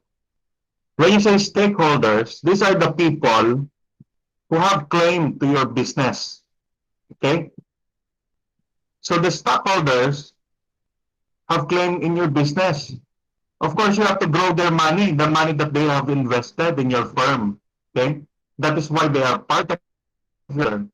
The employees are your stakeholders. Okay? They are also part of your stakeholder because they also have a claim to your company. If you close your company during this pandemic, you have to pay them. Okay? Kung may nangyari sa kanila during the work hours and they are in the vicinity and you did not pay them, di ba? Hindi mo sila binigyan ng medical attention, you are obliged, by the law, to pay them or to compensate them. Okay? Now, you have your external stakeholder here. So this comprises of the government, di ba? Yung mga may hardware sa iyo, customer, di ba? Kung nagka-problema yung product mo, madaming nalason dun sa tinimpla mong milk tea. Hahabulin ka ng gobyerno, hahabulin ka ng customer mo, di ba? For the damages, whatever damages that you have created, it's for the court to decide. Okay, creditors, yung mga inutangan mo, kung umutang ka sa bangko, yan, hahabulin ka nila. They have a stake to your business. Okay? If you are a single proprietor, lahat ng ano na yan, lahat ng external stakeholder niya, ikaw ang sasalo niya. Okay? You are the only one liable to that. Okay, next. Next na daw po. So managers cannot always satisfy the claims of all stakeholders. So to do that, the company must identify its needs. So kung saan pa dapat malaman nila yung kailangan ng stakeholders.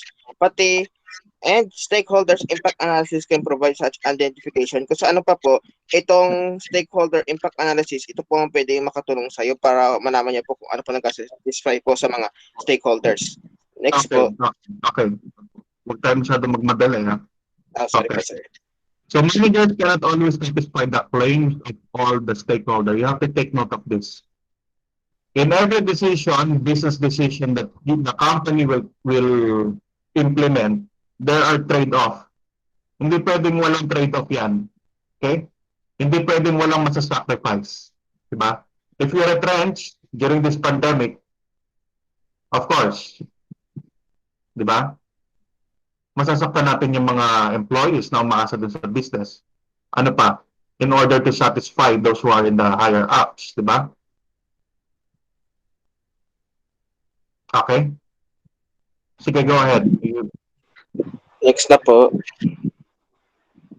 So there are trade-off in all the decisions that you are that you have implemented. Especially in the government, it's very difficult to satisfy all the parties, diba? All of the stakeholders.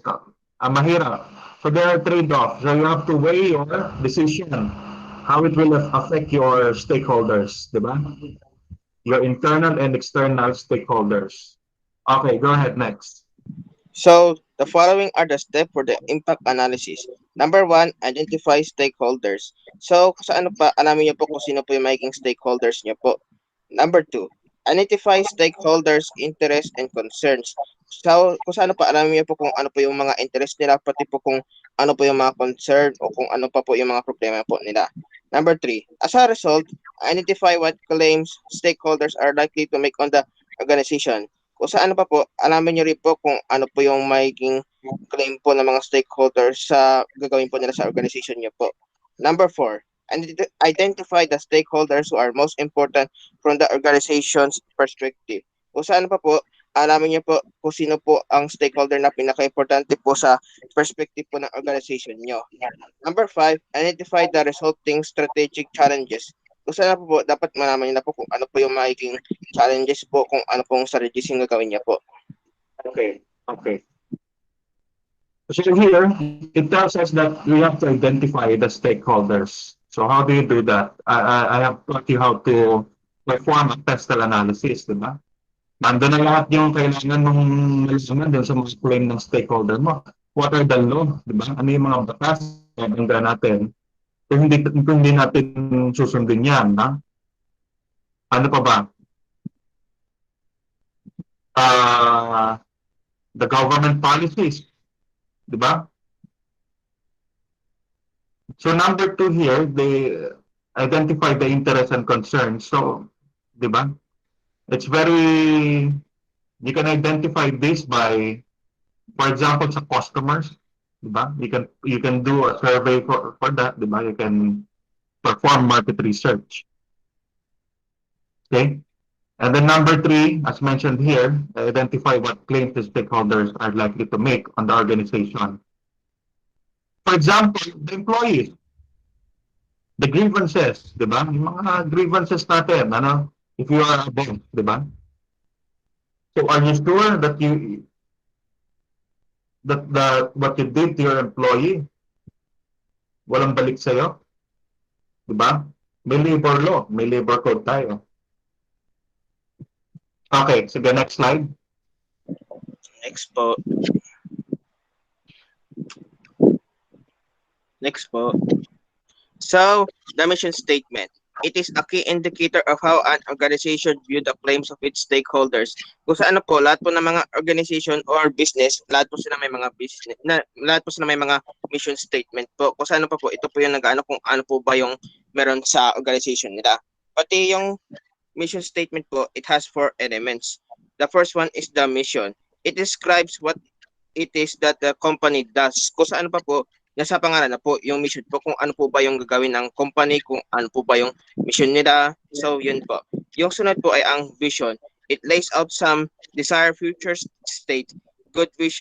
So, yun nga po, yung sa vision po, yun nga po, kung ano po yung magiging vision ng company nyo po, kung ano po ba yung makikita nyo sa company nyo in the future, kung ano po ba yung mga gagawin nyo, kung ano ba yung magiging resulta nito. Pati po, ang good vision statements are meant to stretch a company. Kung ano nga po, yun nga po, kapag maganda yung vision nyo po, pwede po mag-success yung business nyo po or yung organization. Ang pangatlo po ay ang values. Values are commonly seen as the bedrock of a company's organizational culture or kung saan pa po, yung values po, ano po, they are statements of how managers and employees of a company should conduct themselves, how they should do business, and what kind of organization they should build to help a company achieve its mission. Kung saan pa po, yung values po, ito po ba kung ano po ba yung meron sa company niyo po, kung yung company niyo po ba, yung employee po ba, ano po ba yung pagtrato po sa kanya, equal po ba, wala pong masyadong discrimination. Kung saan pa po, ito po naka-guide kung paano po magkaroon ng good value po ang isang company po.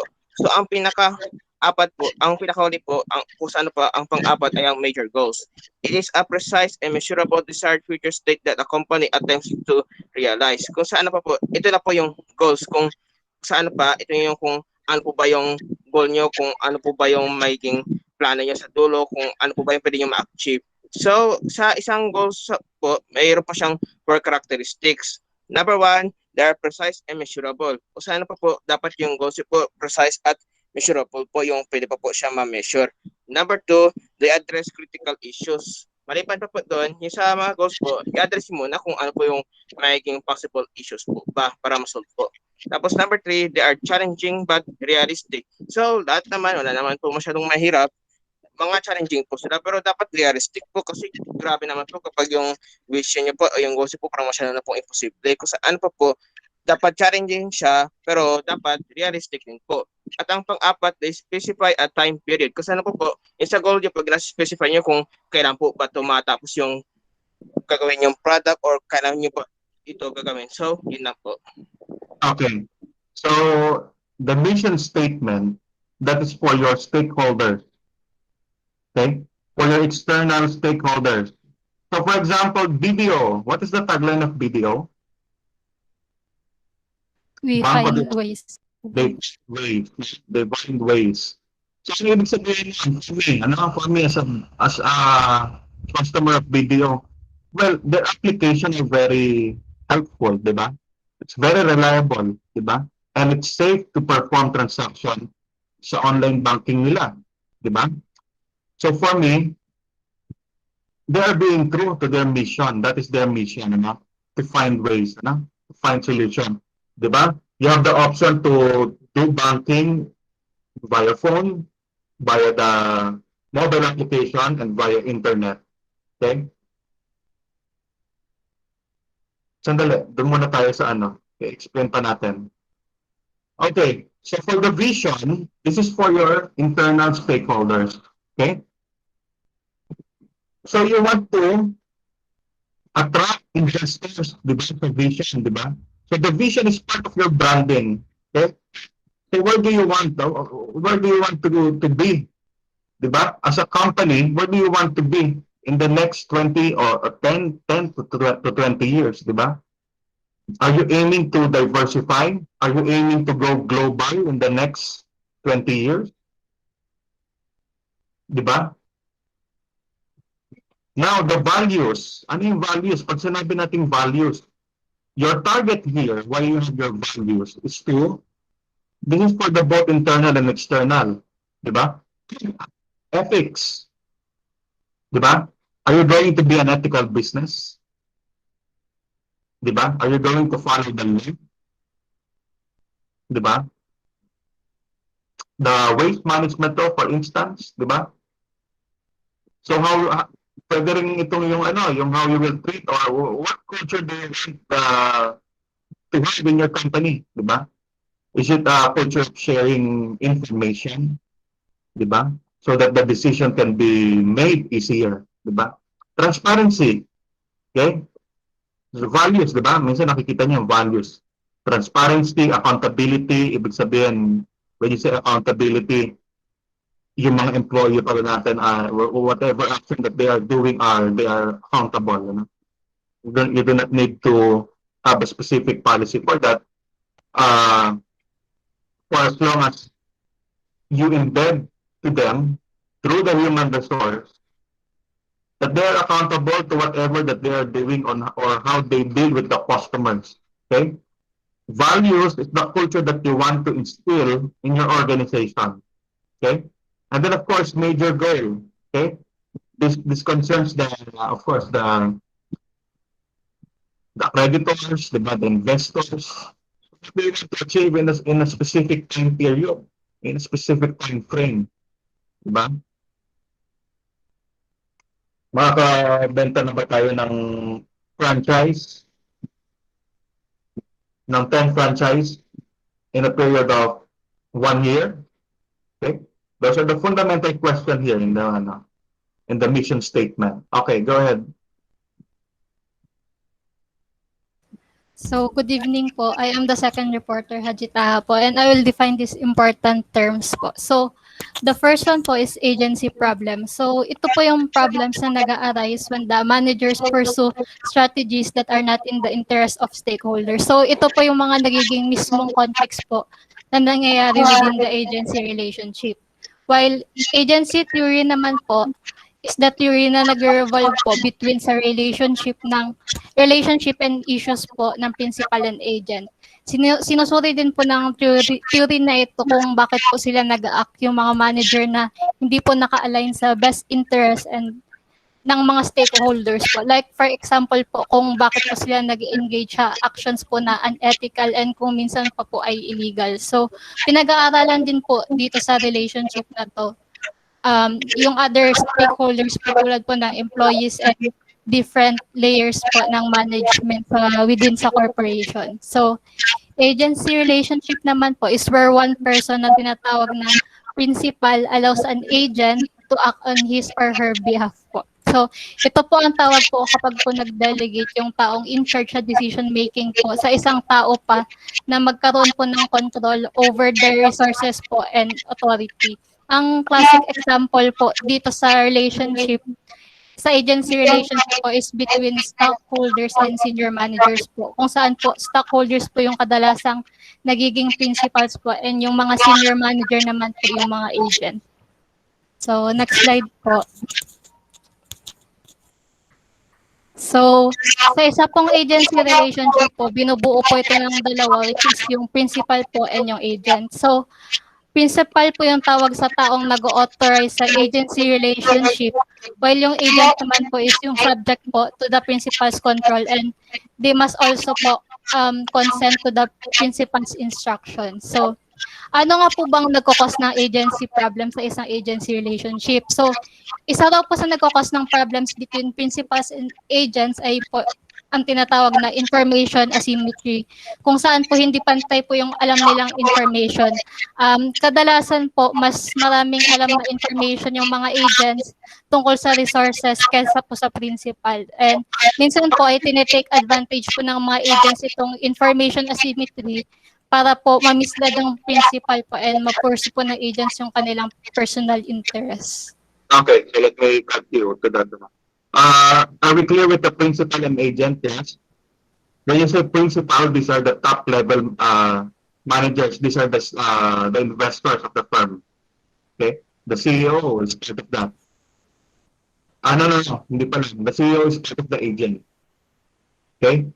So ano yung sinasabi ni Ms. Riza kanina? So she is correct that there's information asymmetry, di ba? The agent knows how the market works, di ba? How the customer behaves. While the principal, they may have a zero knowledge on how the market works, di ba? And also, if you are the CFO, you have more knowledge in the books, di ba? The financial statement, or the real financial statement of the firm than the principal. Okay? So in most cases, the principal are blinded. Do you have the Enron case here? It was mentioned here, no? Kaya lang, I have to give that to the, to the other class. Okay, continue. So that is the problem here, with the agency problem. The distribution of the information between the agent and the principal is hindi balance. Okay? Hindi sila at level or hindi sila at par. Okay? That is up to the agent if he will want to disclose that to the principal. Okay? That is the advantage of the agent. Okay? Ganun talaga ang business eh. Hindi porke you own it, you know everything, di ba? Continue.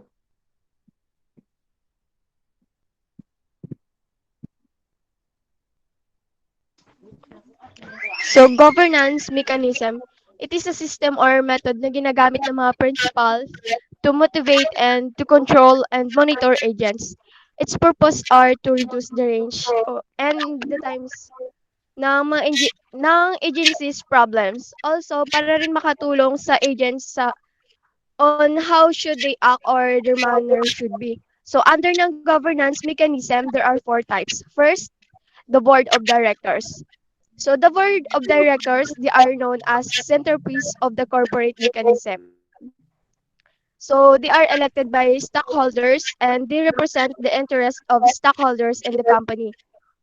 Also sila yung mga gumagawa ng pinaka main decisions or yung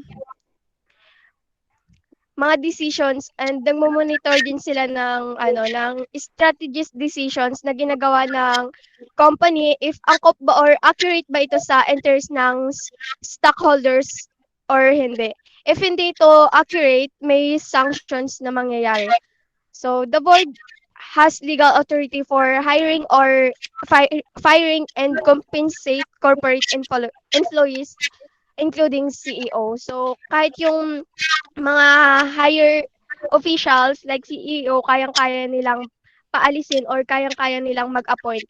So responsibility rin nila na i-make sure na yung financial statement is accurate sa financial situation ng company. Also to monitor employees and management actions.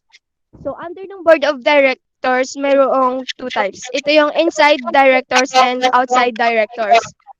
So why do So you need inside direct po. Why do you need two types? Why do you need to have inside and outside directors? Class. Have you read the chapter 2? Okay, so you need an outside kasi kailangan mo ng outside director and of course the inside director to balance the decision of the board. Okay, that's why you need an outside directors. Okay, that is their job. Okay, kasi the inside directors, in most cases these are hired by the CEO. So there is a problem there that creates a bias, di ba? The decision of the inside director might favor the CEO. Now, the role of the outside director is to balance that. Okay? So that's their role, to balance, to mediate that, whatever decision that they are doing. Okay? Go ahead, continue. So inside directors, they are the company's senior employees like CEOs and other officers or officials. While outside directors naman ay sila yung hindi full-time employees kasi yung marami sa kanila ay professional directors ng ibang companies. Number two, stock-based compensation. So it is also called share-based compensation. It is refers to the rewards na binibigay ng companies to its employees by the way of giving the equity of ownership rights sa mga sa company. By this, they can assure na magiging efficient yung works ng mga employees nila at hindi at magiging loyal din sa kanila yung mga employees nila. Ma-reduce din yung mga problems and yung magiging result naman nito sa company ay magiging mas profitable pa sila at magko-continue yung growth ng company. 3. Financial statement and auditors. Ito yung quarterly and annual reports or financial information that is accurate sa financial situation ng bawat kampanya na kailangan nilang ihanda. By this, namomonitor kung gaano ka-efficient and effective yung mga employees or yung mga nagra-run ng business or ng companies. Na may make sure din nito na tama yung mga pinipresent ng mga managers nila if tama ba yung na-present na kita or na profit monthly. Also, requires din ito na dapat audit na ng accounting firm para mas tama yung financial information nila. Dahil dito malalaman ng isang firm or ng isang company if tumataas ba yung kita or profit nila or nalulugi na sila. 4. The takeover constraints. Sometimes yung may mga imperfections naman yung corporate governance mechanism. There are agencies problems still exist in some companies. Pero yung mga stockholders ay mayroon pa ring residual power para pwede nilang maibenta yung mga shares nila. Pero dapat i-make sure nila na precise yung price ng shares nila kasi if sobrang taas yung price ng share nila na ibebenta nila, madi-decline ito or walang bibili. If sobrang baba naman, mas baka iisipin ng bibili na worthless yung shares nila sa stock market. Target over Just a moment, Miss Sally. Okay. Sige, let me shortcut this. You need the governance mechanism so that you can achieve transparency among the agents. Okay? So that is the purpose of the governance mechanism. You give them stock-based compensation, you give them good salaries, so that they will be transparent. So the information that they will give you are truthful. Okay, so that's the purpose of that governance mechanism. Okay, go ahead, Miss Anna. Sorry. So, takeover constraints, it means that it's possible the other company can acquire them. So, yung naman, kapag di-decline na or malulugi na, yung isang company ay possible na mabibili ng ibang kumpanya. That's why the managers ay kailangan mag-isip or gumawa ng mas mataas or mas mag-ayos na strategies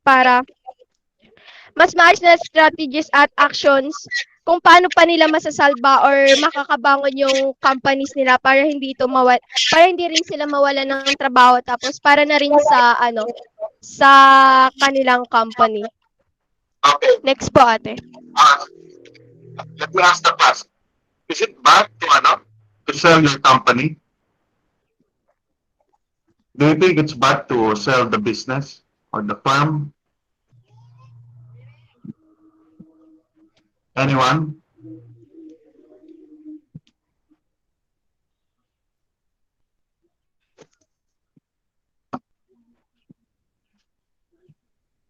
So it is not bad na. It is not also easy to sell your business.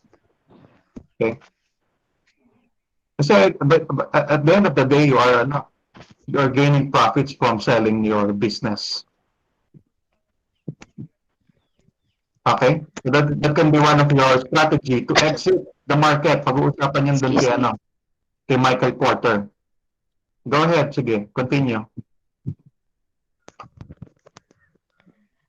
Ethics and strategy. So, ethics.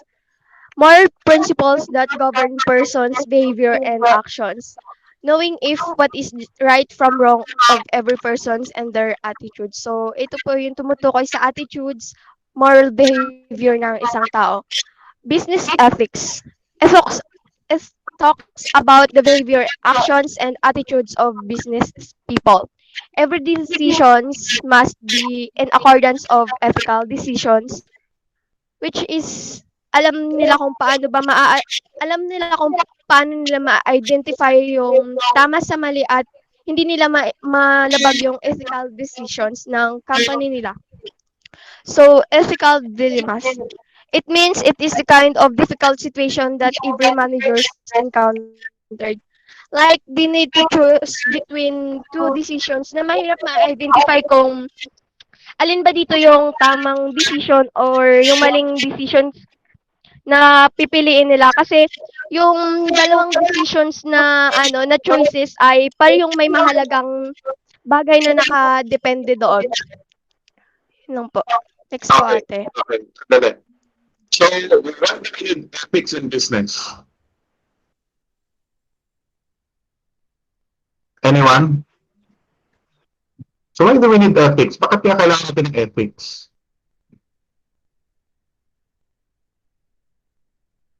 So, ethics is a safeguard for the business. Sir, kasi po need po ng mga tao sa business na mag-act accordingly po. Yeah, that is correct. That is one. The business must act accordingly, to its moral standard. So, saan niyo nakikita yung ethics? Number one, it is a company policy. In Apple, sa Apple, they have the code of conduct. They have the code of conduct. Kasi di ba Apple, they are sourcing materials from many parts of the world, di ba? So one of the conduct there is that it should be free from slavery. Dapat yung supplier is not engaged in slavery or in child labor. Okay? Bakit? Pag naging engaged siya doon, what will happen to Apple? The customers will or might. Boycott po, sir. That's correct. Okay? It might boycott the product. Ano ba yung there are many firms that violated this kasi.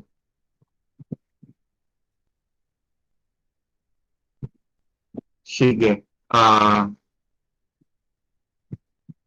Kasi matagal itong case na to. For example, sa body shop. The body shop, one of their code of conduct is that hindi nila tinetest sa animals yung kanilang mga product or there are no substance of any animals in their product. So that is part of their code of conduct in sourcing their materials. Ano pa ba? Ano pa yung narinig yung company na nagkaroon ng ethical dilemma? Volkswagen. Kaya lang bata pa siguro, baka nasa senior high pa kayo nun. Volkswagen, di ba? They have installed a defeat machine or software para bumaba yung pollution na pinoproduce ng Volkswagen para pumasa sila dun sa standard ng US. Diba? Pag pumasa sila sa standard ng US for the particular smoke or pollution that they are that their products are creating, they can now sell it. So what they did was they installed the defeat software doon sa mga kotse so that they can go around with the law, di ba? Para matakasan yung batas. Okay? So that is an ethical dilemma. Okay? So what happens to Volkswagen? So what happened to Volkswagen back then was, of course, they faced boycott in the US market. The stock price went down. When the stock price went down, the confidence of the investors, of course, goes down as well. Okay, continue. So those are ethical dilemmas.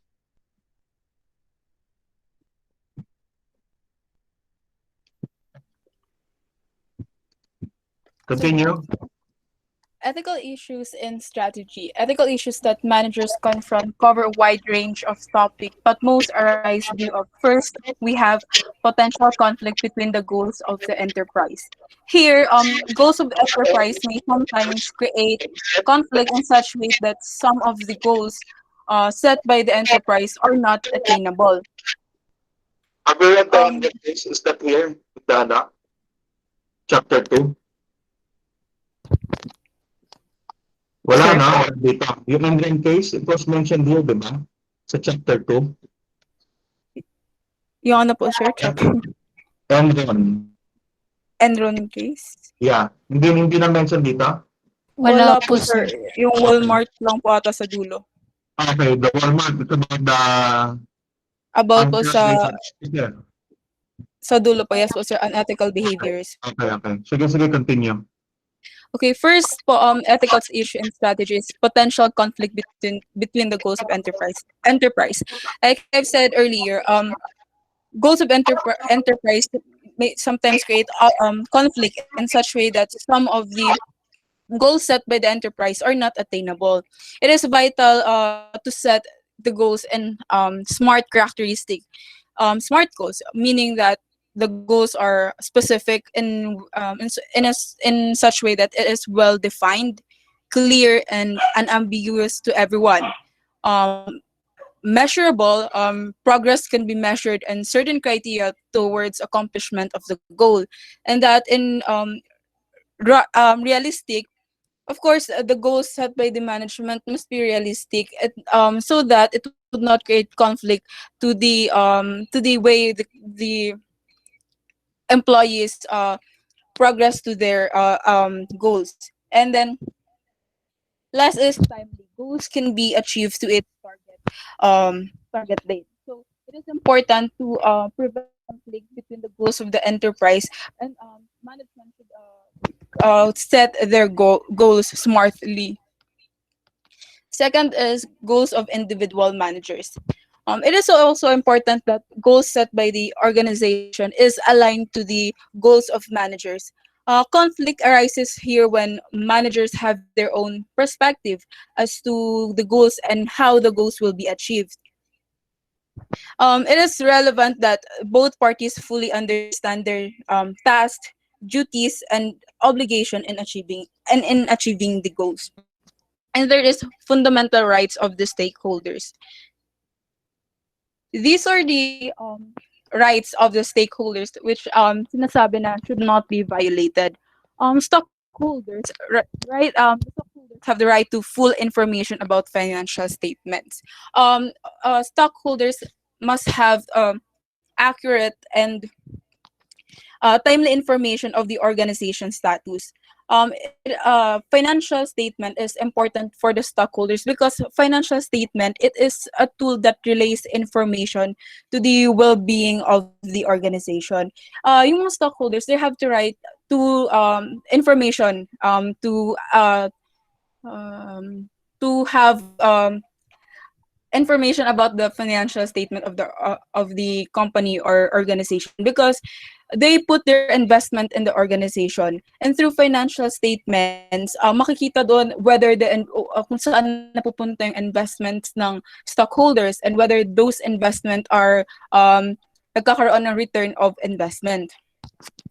Next is customers. Customers have the right to be given accurate information regarding the company's products and its effect on the consumers. So yes, to the customers, of course, they have the right to access information about the products and services that the organization is producing, because diba nga sa total quality management, there is saying that happy customers is equals to happy organizations. Customers are the vital persons in the business industry, because doon lahat ng the customers are the ones who give money to the business. So it is important that they have accurate information, especially in advertisements. Like sometimes sa advertisements, over yung pagkaka-advertise ng product, and that the customer's expectations when they buy those products, minsan hindi siya na-attain. So it is important na yung expectations na yun ma-attain ng organization, so that yung customers hindi bababa yung expectations nila, and that of course kung may magandang implication or magandang image yung organization, magkakaroon ng brand recollection, or mas pwede what do you call this, pwede i-endorse ng customers to the probable prospects of the business.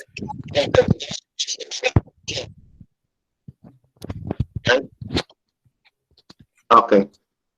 Go ahead, continue with your discussion. Next is employee. Employees have the right for the fair share in the company's success. Here, ethical arises here when companies or organizations, despite of them having a good or gaining profit or good profit, their employees are not accept, or their employees are not receiving fair share in the company. So employees, they are the vital persons in organization because their talents, their skills and intelligence is what the organization use. So it is important that those employees may have the right for the fair share of the company's success, because they are part of that success. Their skills, intelligence, and skills are being used in or to the company success. Okay, so the ultimate tool to motivate your employees is what? Incentives po. Incentive and wage. Promotions. Wage. Promotion, of course. Ano? Okay, proceed. Next is suppliers.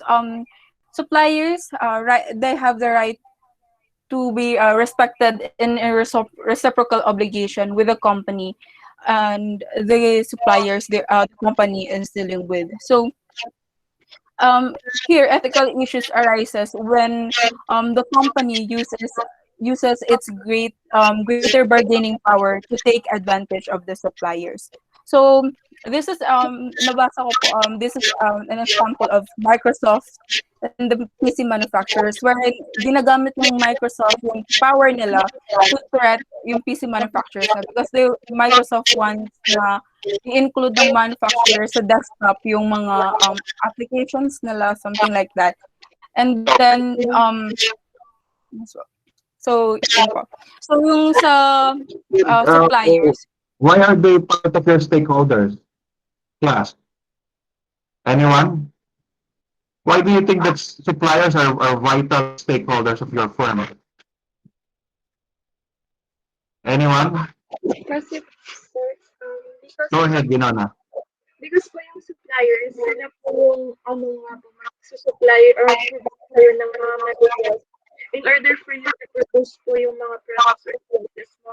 So, kumbaga po, sila po yung source po ng income mo para magkaroon ka ng output. And if sakali po na falling out kayo with the suppliers or yung suppliers po, aside po sila na mataas masyado ng presyo, malaki po yung effect nun sa final product. Kasi kailangan mo ito in consideration yung cost po, production po, and acquisition po ng material. That is correct. Okay? The suppliers are vital to your organization because they, basically they supply. The quality of your product depends as well to your suppliers. Okay? So that is why they are part of your external stakeholders. Okay? So you need to treat them very well. Okay? Hindi porke supplier sila,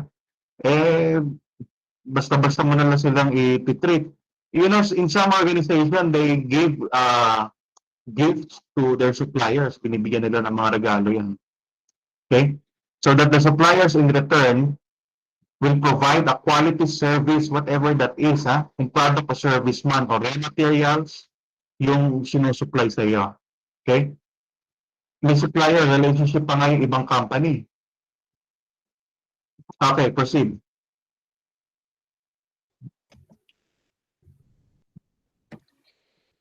Next is competitors.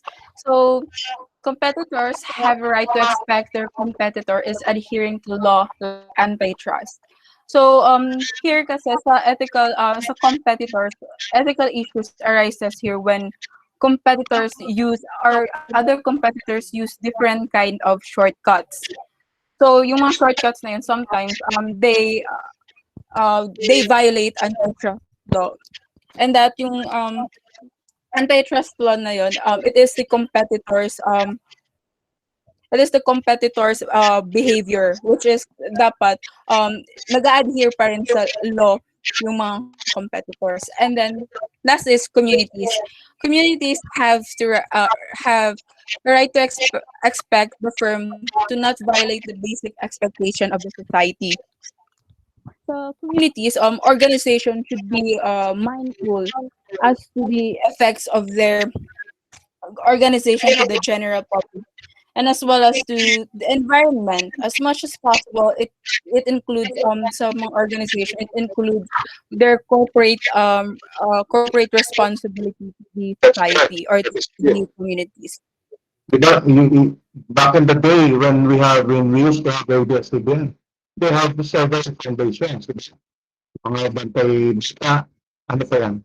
Excuse me. Bantay kalikasan, di ba? They have projects in the lamesa. However, the negative externalities, that's not yung impact ay hindi ganun katindi yung impact kasi telecommunication naman sila, no? Hindi katulad ng mga manufacturing firms, yung mga negative externalities nila, it can be in form of chemicals, di ba, that can poison the neighboring communities to whatever region whatever community they are, di ba? Continue.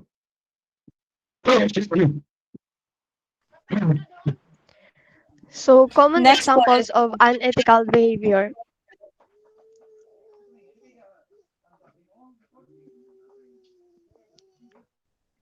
Ate Christine? Hindi, go ka na. Sige po. First, self-dealing. It happens if the managers find or made a decisions for their personal sake. So, yung nangyayari to if yung managers gumagawa ng mga patagong actions na mali kung saan yung ginagamit niyang pera ay yung pera ng company para lang madagdagan yung kita niya or yung sarili niyang pera. Pangalawa, I-shortcut na lang natin ito. So, bakit ba may unethical behavior? What's the reason behind that, class? Why do you do window dressing? Diba? For example, in Andon. Because it is part of your human nature to misbehave. Diba? You misbehave in the form of stealing money, diba? Disclosing sensitive information, diba? So that is unethical in return, ano? So the bottom line here is that everyone, well, you want to beat the market, you want to beat everyone, diba? It's about the competition, diba? That is why you misbehave, diba? Whatever competition you are in, diba? Be it a personal or as a business, okay? And then if you're in a tight situation, in a tight competition, you tend to misbehave. You tend to cheat the market. You tend to cheat everyone. All right. So next slide.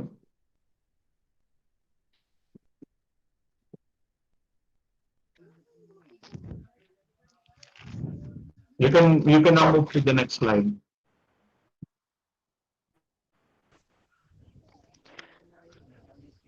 so yung example ng ng ethical.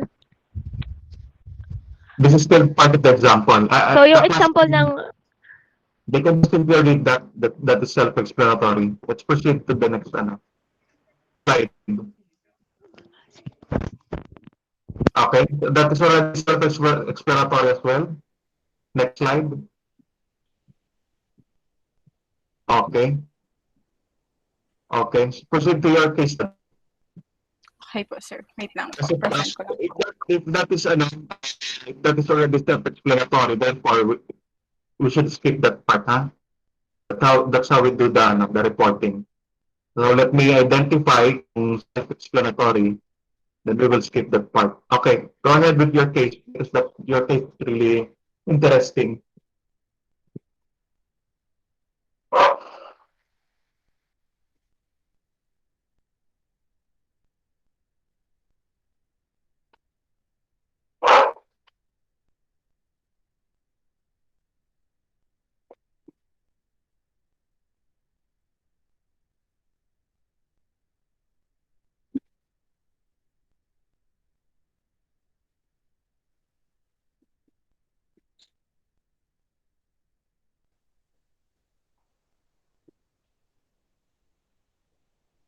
So, again po, this is our case analysis, SGI versus Dell competition and server and cloud computing. So first we have history, development, and growth of the company over time. So first we have rackable system or SGI. Before rackable system is independent from SGI or what we call Silicon Graphics International. So Just a moment. Balik agad sa third line.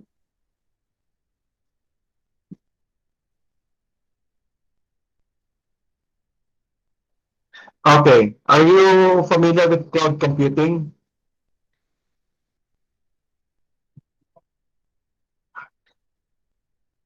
Okay. Are you familiar with cloud technology, guys?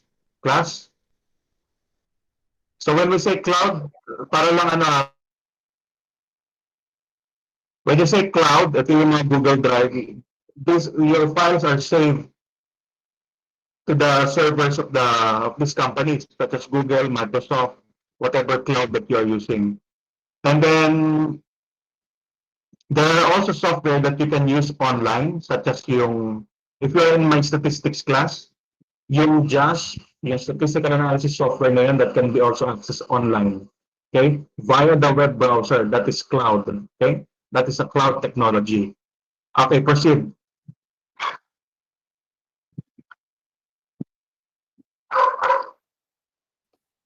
wait lang po, nawala.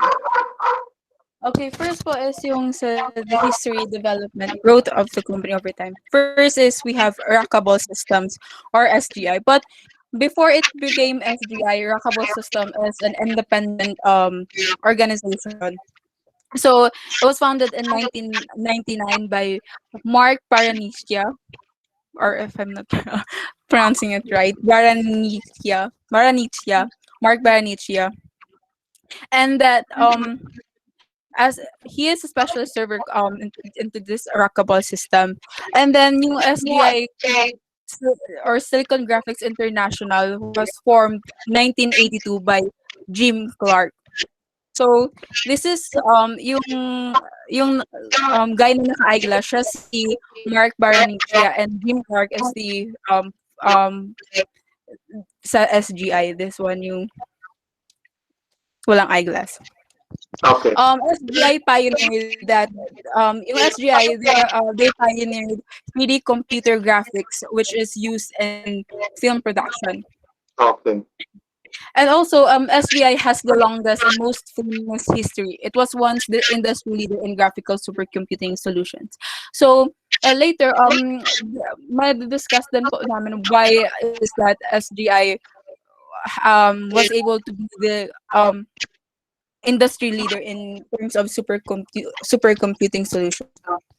Ecologically minded green database centers that can reduce electricity costs. It is from the beginning of it is the major focus of SGI from the very beginning. Their business model was to publicize its energy efficiency server solutions and their ability to create ito na po, ecologically minded green database, which is important for those internet companies. They need ecologically minded green database to cut their electricity costs. And SGI focus on the following. Since yung SGI is before, meron siyang mga competitors with those competitors, high competitors they have before um, are HP, Dell, IBM, and Sun Microsystems. So, yung naging focus nila tong tatlo, which are yung manufacturing servers that had supercomputing density, because SGI thought before how they were able to compete or surpass those competitors. So in order for them to, since their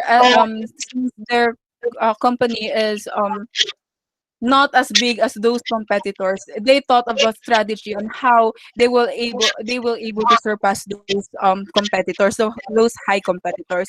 So the SGI focused on first manufacturing services that had superior computing density, and second, superior thermal efficiency. And they also focus to those engineers who develop a design to compute on the basis of superior reliability and serviceability. Excuse me po.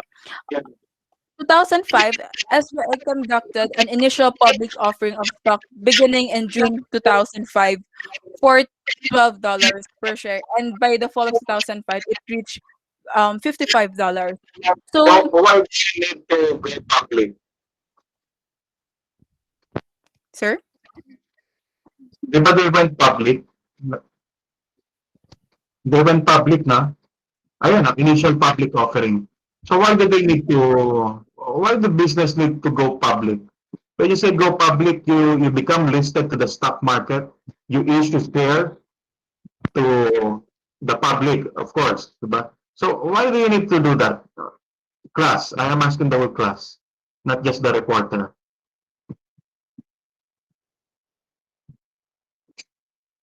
Anyone? Why do you need Sir, to go public? Go ahead. sir, to fund the for example, the equipment that are that will be using in the business po. Yun. Fund growth, we will use that term growth. Kasi that is part of the growth. If you are funding equipments, therefore you are aiming to expand your business, di ba? Okay, go ahead, Miss Christine.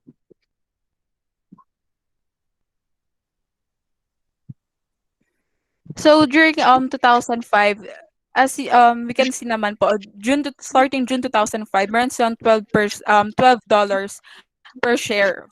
And then by fall of 2005, it reached $55. So it connotes here that the SGI business model led to an increase in customer purchases.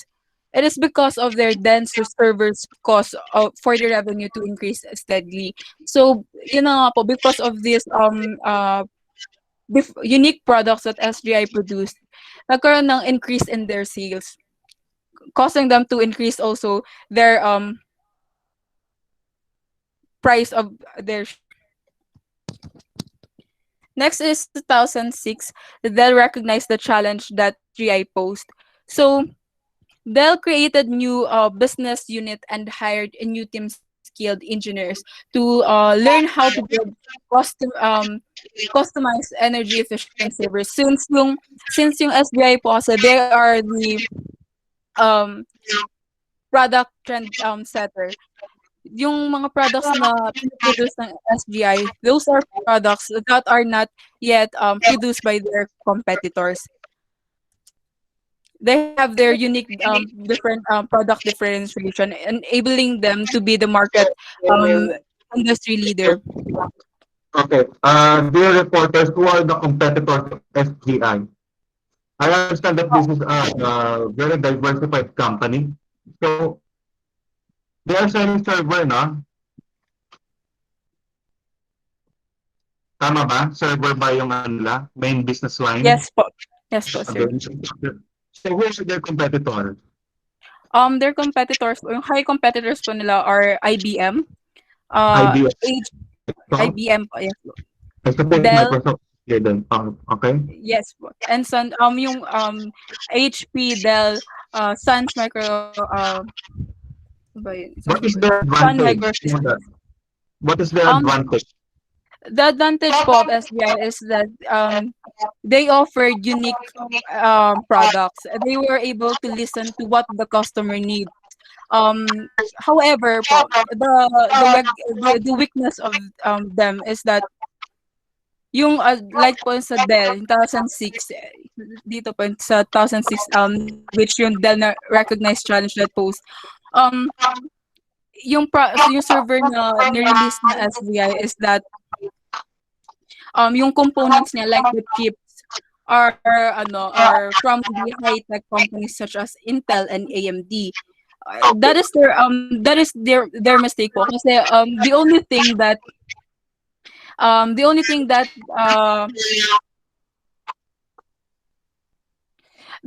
SGI can protect the only thing that SGI able to protect is their proprietary design and cooling technology nila because the Dell which is yung competitor nila they study their strategy of SGI. They study the strategy of SGI to prevent them from gaining sustained competitive advantage. So, yun yung one part that SGI created mistake is that yung mga chips nila is galing din sa high-tech company unlike sa Dell that really they concerned about their advantage to the market. Okay, very good. Proceed. Um, 2007, SGI Concentro Mobile Server Container. Okay po. Itong Concentro Mobile Server Container, it is the first self-contained data center base and it's custom designed. High-density server racks and data storage housed in large 40 by 20 foot shipping container. This first self-contained data by SGI is the one who beat Sun Microsystems Blockbox, which was launched during year 2006. And another one is during 2008, SGI's Ice Cube Modular Data Center. Ice Cube Modular Data Center is purely air-cooled and does not require chilled water from the outside physical data center, which means that yung itong Ice Cube Modular Data Center can be located in any convenient low-cost location. And that Di ba, is it Microsoft that that nilagay nila yung server nila sa ilalim ng dagat, di ba? Yes, I think this year, niretrieve nila yan para i-test kung how durable the server is. Kasi yung server, it should be remain cool so that it will work properly. Those server are handling terabytes of data. Okay? That's why it should remain cool, Okay. When you go to a cell site, for instance, the server on many cell site, napakalamig ng nila, ng facility, kung saan nandun yung server. Proceed. Miss Christine, proceed to the next slide. So that's already they can just simply read that. Okay, discuss that, the strength and weaknesses.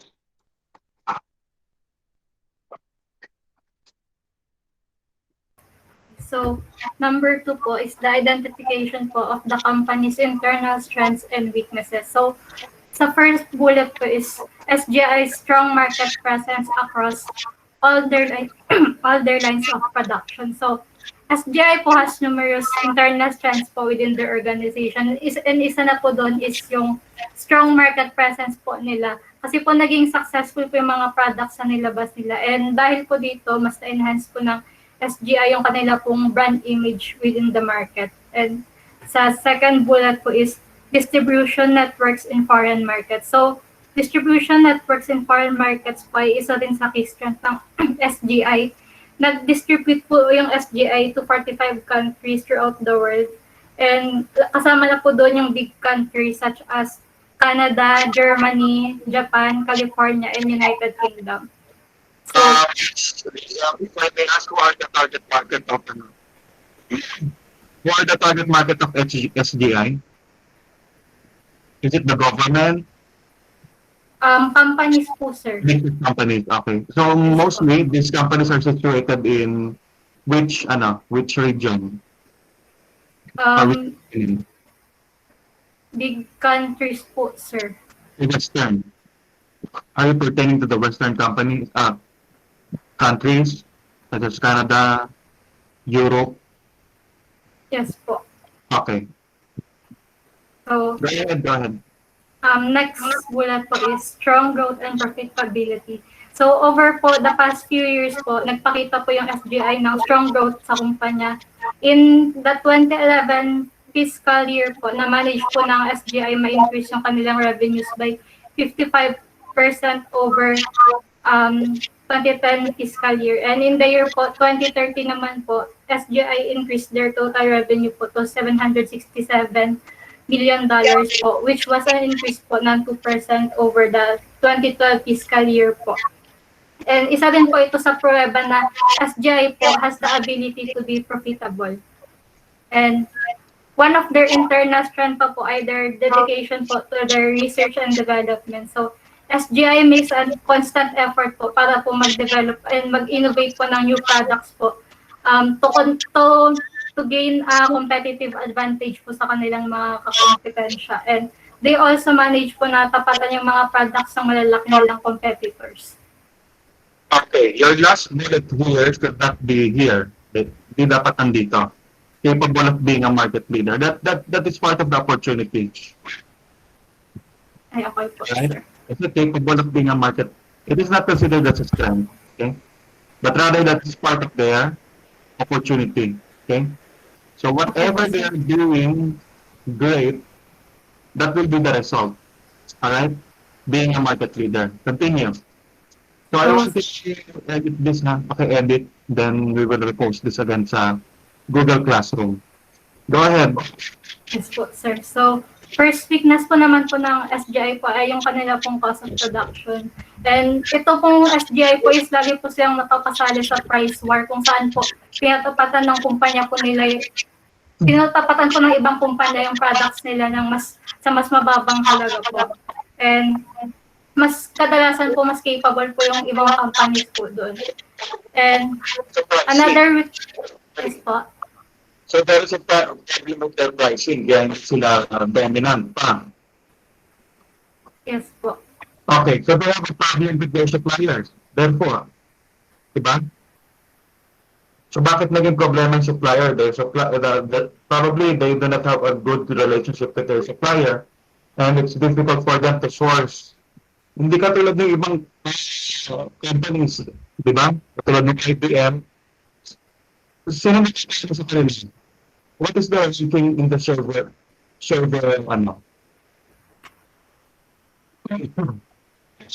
in the server business?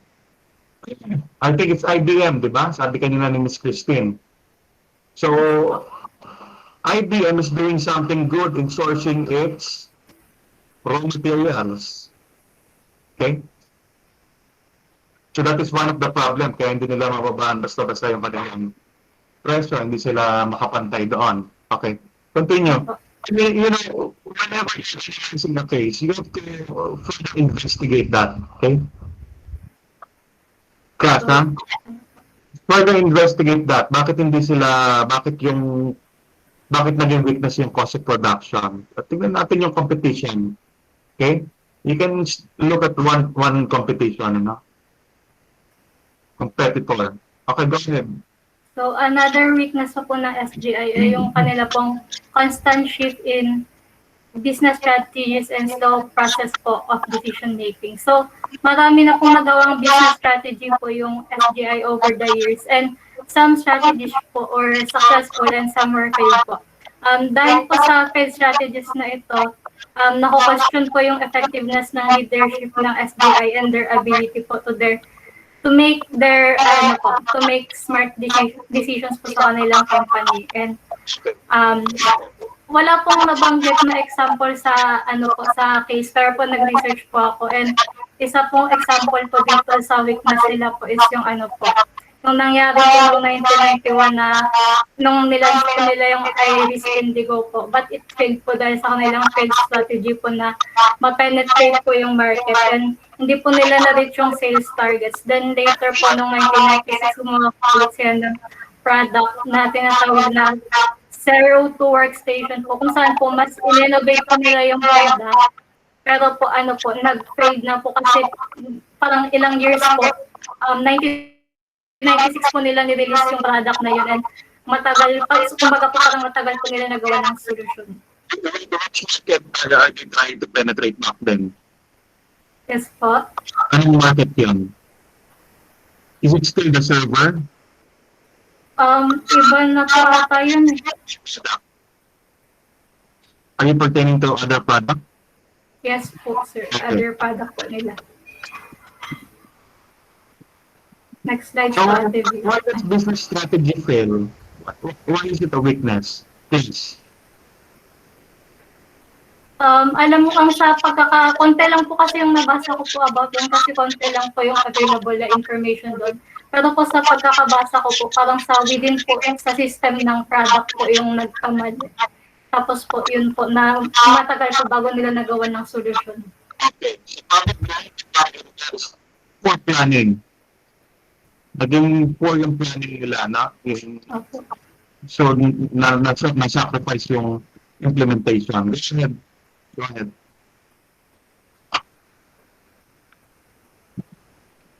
So, sa external environment naman po, first po is big opportunity to enter new markets po. So, yun nga po, isa po silang, yung SGI po ay isang respected and well-known na kumpanya po, and continually po sila nagde-develop and nag-innovate po ng technology kung saan po nagiging malaking threat po sila sa maliliit na kumpanya and even po sa malalaking kumpanya. And madali lang din po sa SGI makapasok po into new markets po with better quality products. And meron din pong opportunity ang SGI po to expand into more new developing international markets po. Pinakita na po nila na capable po sila to be competitive and be profitable on a global scale. So, ito pong technology is rapidly changing and constantly improving in price and performance. We can consider it po as external threat po. Dahil po kung hindi po makakip up yung SGI sa bilisang pagbago ng technology, maaari po silang mawala po within the market. Okay. You have to understand, class, if you are in the field of technology, of course you are very updated. Alam na alam nila yan. They know the trends, they create the innovation, with the technology. Continue. So, yun po. Next slide, Ate Bia.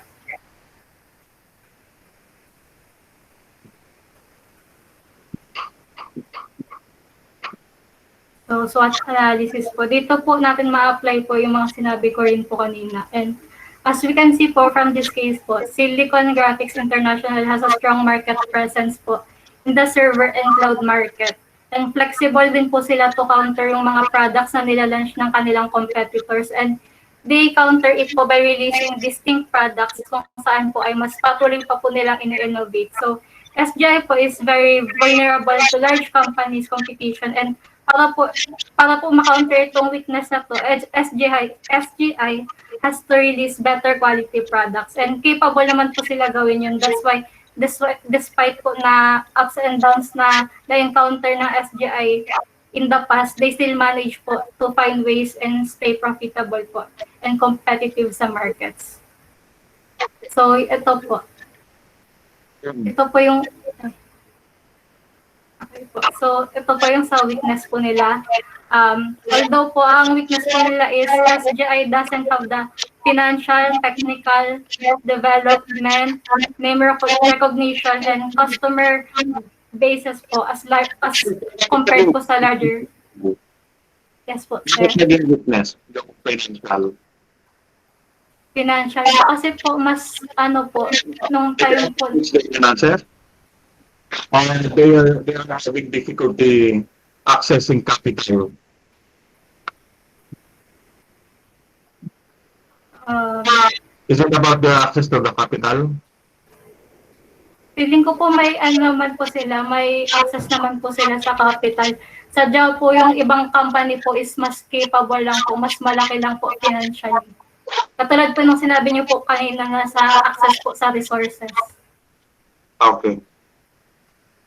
So, yun po yung mga naging weaknesses po nila. Dahil po, yung mas malaki po lang competitors such as Dell and IBM po, mas nakakaangat po sila sa mga factors po na yan compared po sa SGI. So, yun po. Next po is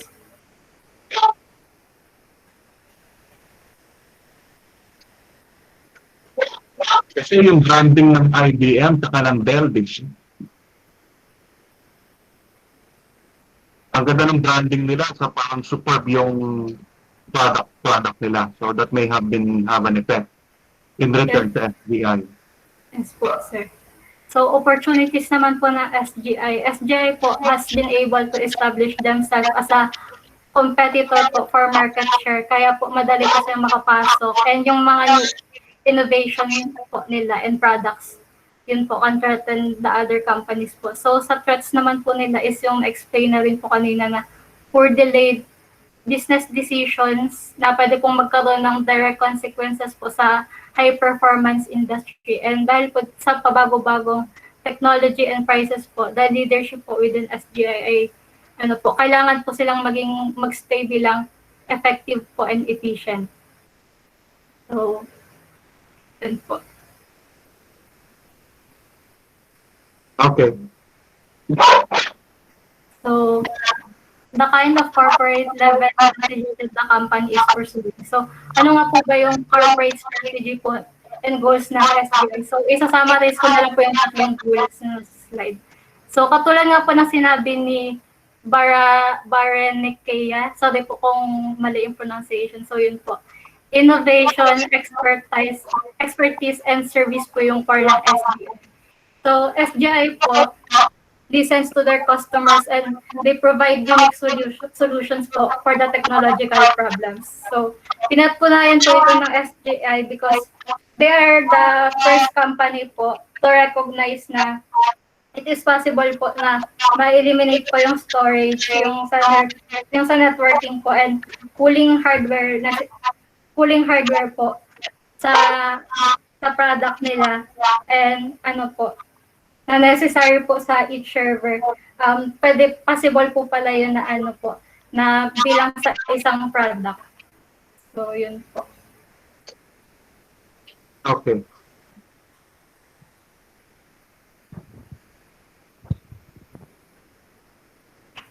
Next is nature of business level strategy. So the dedication of the SGI to time produce a product that has unique capability that caters to the customer's need. So these are the nature of business level strategy. First is that nasabi na kanina na that they are able to utilize their product differentiation to achieve competitive advantage over its rivals. So just like what I said earlier that SGI, they are the product trendsetter. However, nasusurpass lang sila ng mga big competitors nila because when in terms of financial, they have yung big competitors na they have more than sa SGI. So that's why minsan even though SGI is a product trend setter, nasusurpass pa rin ng mga high competitors na because those high competitors, they are able to to cost down the ano po yung mga cost of resources nila. Next is SJ has the longest and most famous history and once became an industry leader because it is of their unique competencies. SBI strategy was to offer the customers a unique kind of server computing solutions. That is, this is important to their target market, which is yung mga internet companies. And internet companies really need a unique kind of server computing solution, which will help them to cut down electricity costs. Okay. SGI focus on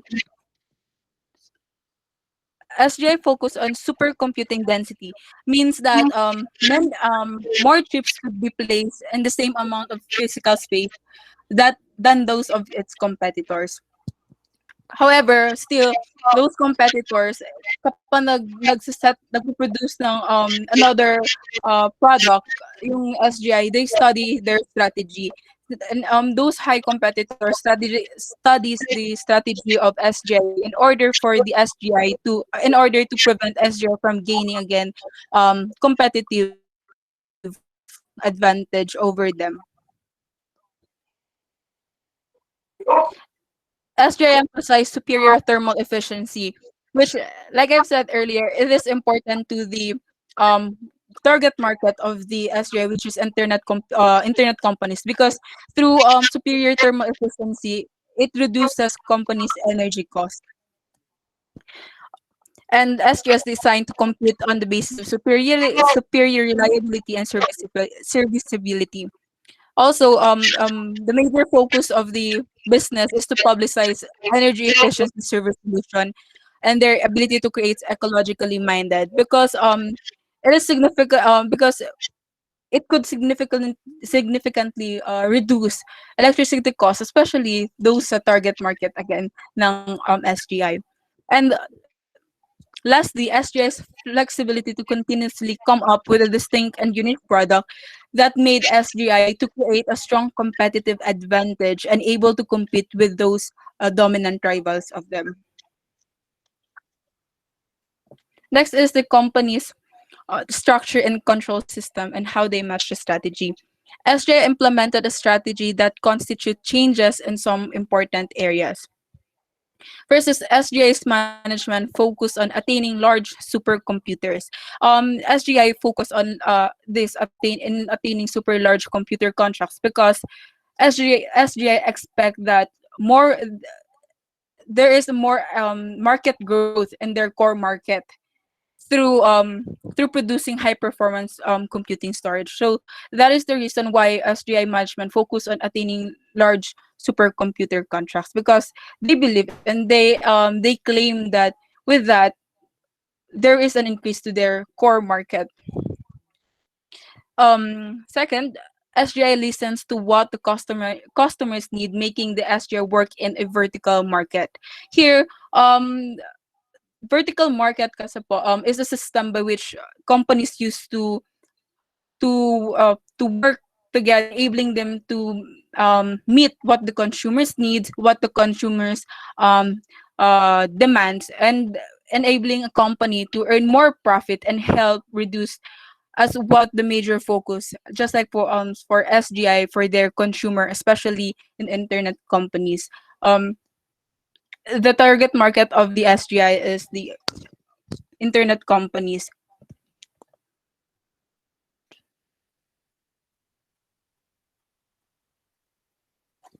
SGI became What do you mean by that? Are this the Yahoo, Google? Are you pertaining to that, to those? for the rivals of SGI po, sir. When you say internet company, who are those? Yeah, yes, sir. Yung providers of, yes po, mga telecommunications companies, which yun na nga po, yung sila yung target market ng SGI. Not just SGI, as well as yung mga high competitors po ng SGI such as Dell po.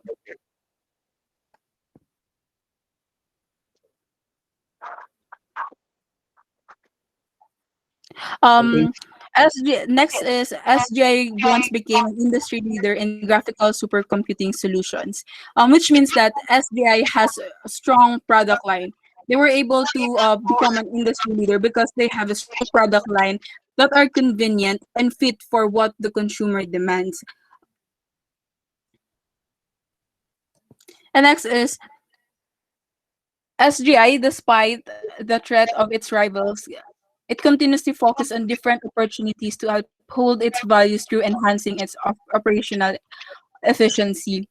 SGI engineers, they work hard to produce standard and quality product that could compete with other competitors. SGI became industry leader because of this unique product differentiation they offer to the market, especially to their target market. And lastly po, recommendations. Due to the continuous and rapid advancement of technology, the market demands better and efficient products that are of good quality at a reasonable and accepted price. The companies kept on producing products that are suitable to what the consumer demands, and the following are recommended for SGI. First is SGI should continuously produce products that best fit consumers' demand through innovation. Um, SGI has already proved that they can be a product leader and also price setter. As SGI continuously grows in international markets, innovation would be um, their key tool to continuously compete with the rivals in the market, as what they have proved when they were able to overcame the competition between the big rivals, just like Dell and IBM. Second is Australia should continuously fund its research and development. This is because of the downfall of SGI during the 2009. That's why Rockable system, nagkaroon ng merger ng Rockable system and SGI. That is because of the downfall. And that one of the effect of it is that SGI.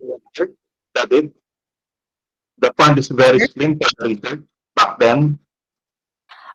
Before, sir, they finance their research and development. However, because of the downfall of the SGI, because of their competition between the Dell, SGI cut down their cost in research and development, Okay, I understand. Okay, which go ahead. in which I recommended it also because research and development it has a vital role in making their product advantageous. Funding research and development would make the SGI secure its competitive advantage, and through research and development, it would make the SGI enhance their product making more efficient. And lastly, SGI should produce more product at low cost. One of the weakness of the SDI as Visa discussed is that hindi na kaya mag down cost, which is yung mga other rivals nila, which is yung mga high the competitors. They were able to down cost because they have the resources and they are capable to down cost. And as a recommendation, SGI should produce more product at low cost because rival company like Dell did back in 2006. They changed their strategy and hired skilled engineers to study SGI energy efficient servers and build the same product at low cost, creating price wars that resulted into backlash of SGI's profit margins. So, yun lang po, sir. Since SGI company is proven market leaders when it comes to producing high performance products, therefore SGI should continuously, immediately and thoroughly create a strategy to keep their company competing in the market. Okay. That would be all. Thank you, sir. Thank you very much, Group 1. That is a good, nice reporting. For the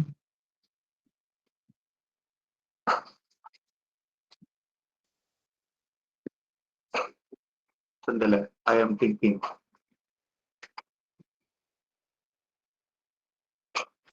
Baka kasi ang SGI, they decided to uh, concentrate doon sa niche market nila, which are the internet companies, di ba? Microsoft, Google, so on and so forth. Lumayo sila doon sa competition ng ang IBM, I believe they are selling server to many companies regardless the size. Baka kasi they decided to go to the niche market. That is one of the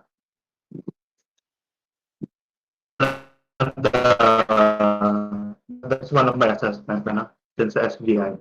Okay, so for the next reporter group, that is group 2, pakidagdag sa mga succeeding reporter, hindi ata nasama dyan sa template ng book natin yung root cause of the problem. Please include that. You have to identify the root cause of the problem so that we can compare that to your recommendation.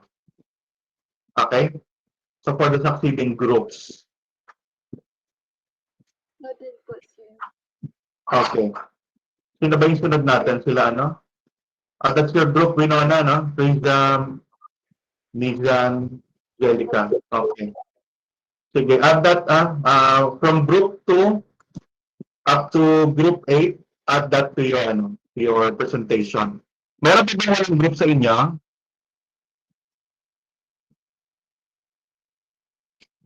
Meron pa bang walang group? Ako sir, for this reporting po, wala pa po akong group. Wala ka pang group, sandali. Pero I ask group 5 po if pwede ako magsali sa kanila and pumayag naman po sila. Okay, group 5. Excuse me po. Sa amin po sir sa group 5. Ay nga, sa amin pala. Sorry po. Okay, si Steven. Steven is part of group 5. Okay. Okay, so that's it for tonight. I will see you again next week.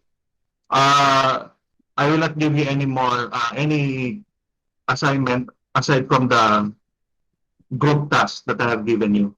Okay? So I will see you next week. Okay, may question pa ba? Wala po, sir. Okay, so I'll see you next week. Okay. Thank you, sir. Thank you po, sir. Thank you, sir. Thank you po, sir. Thank you, sir. Po, sir. Thank you po, sir.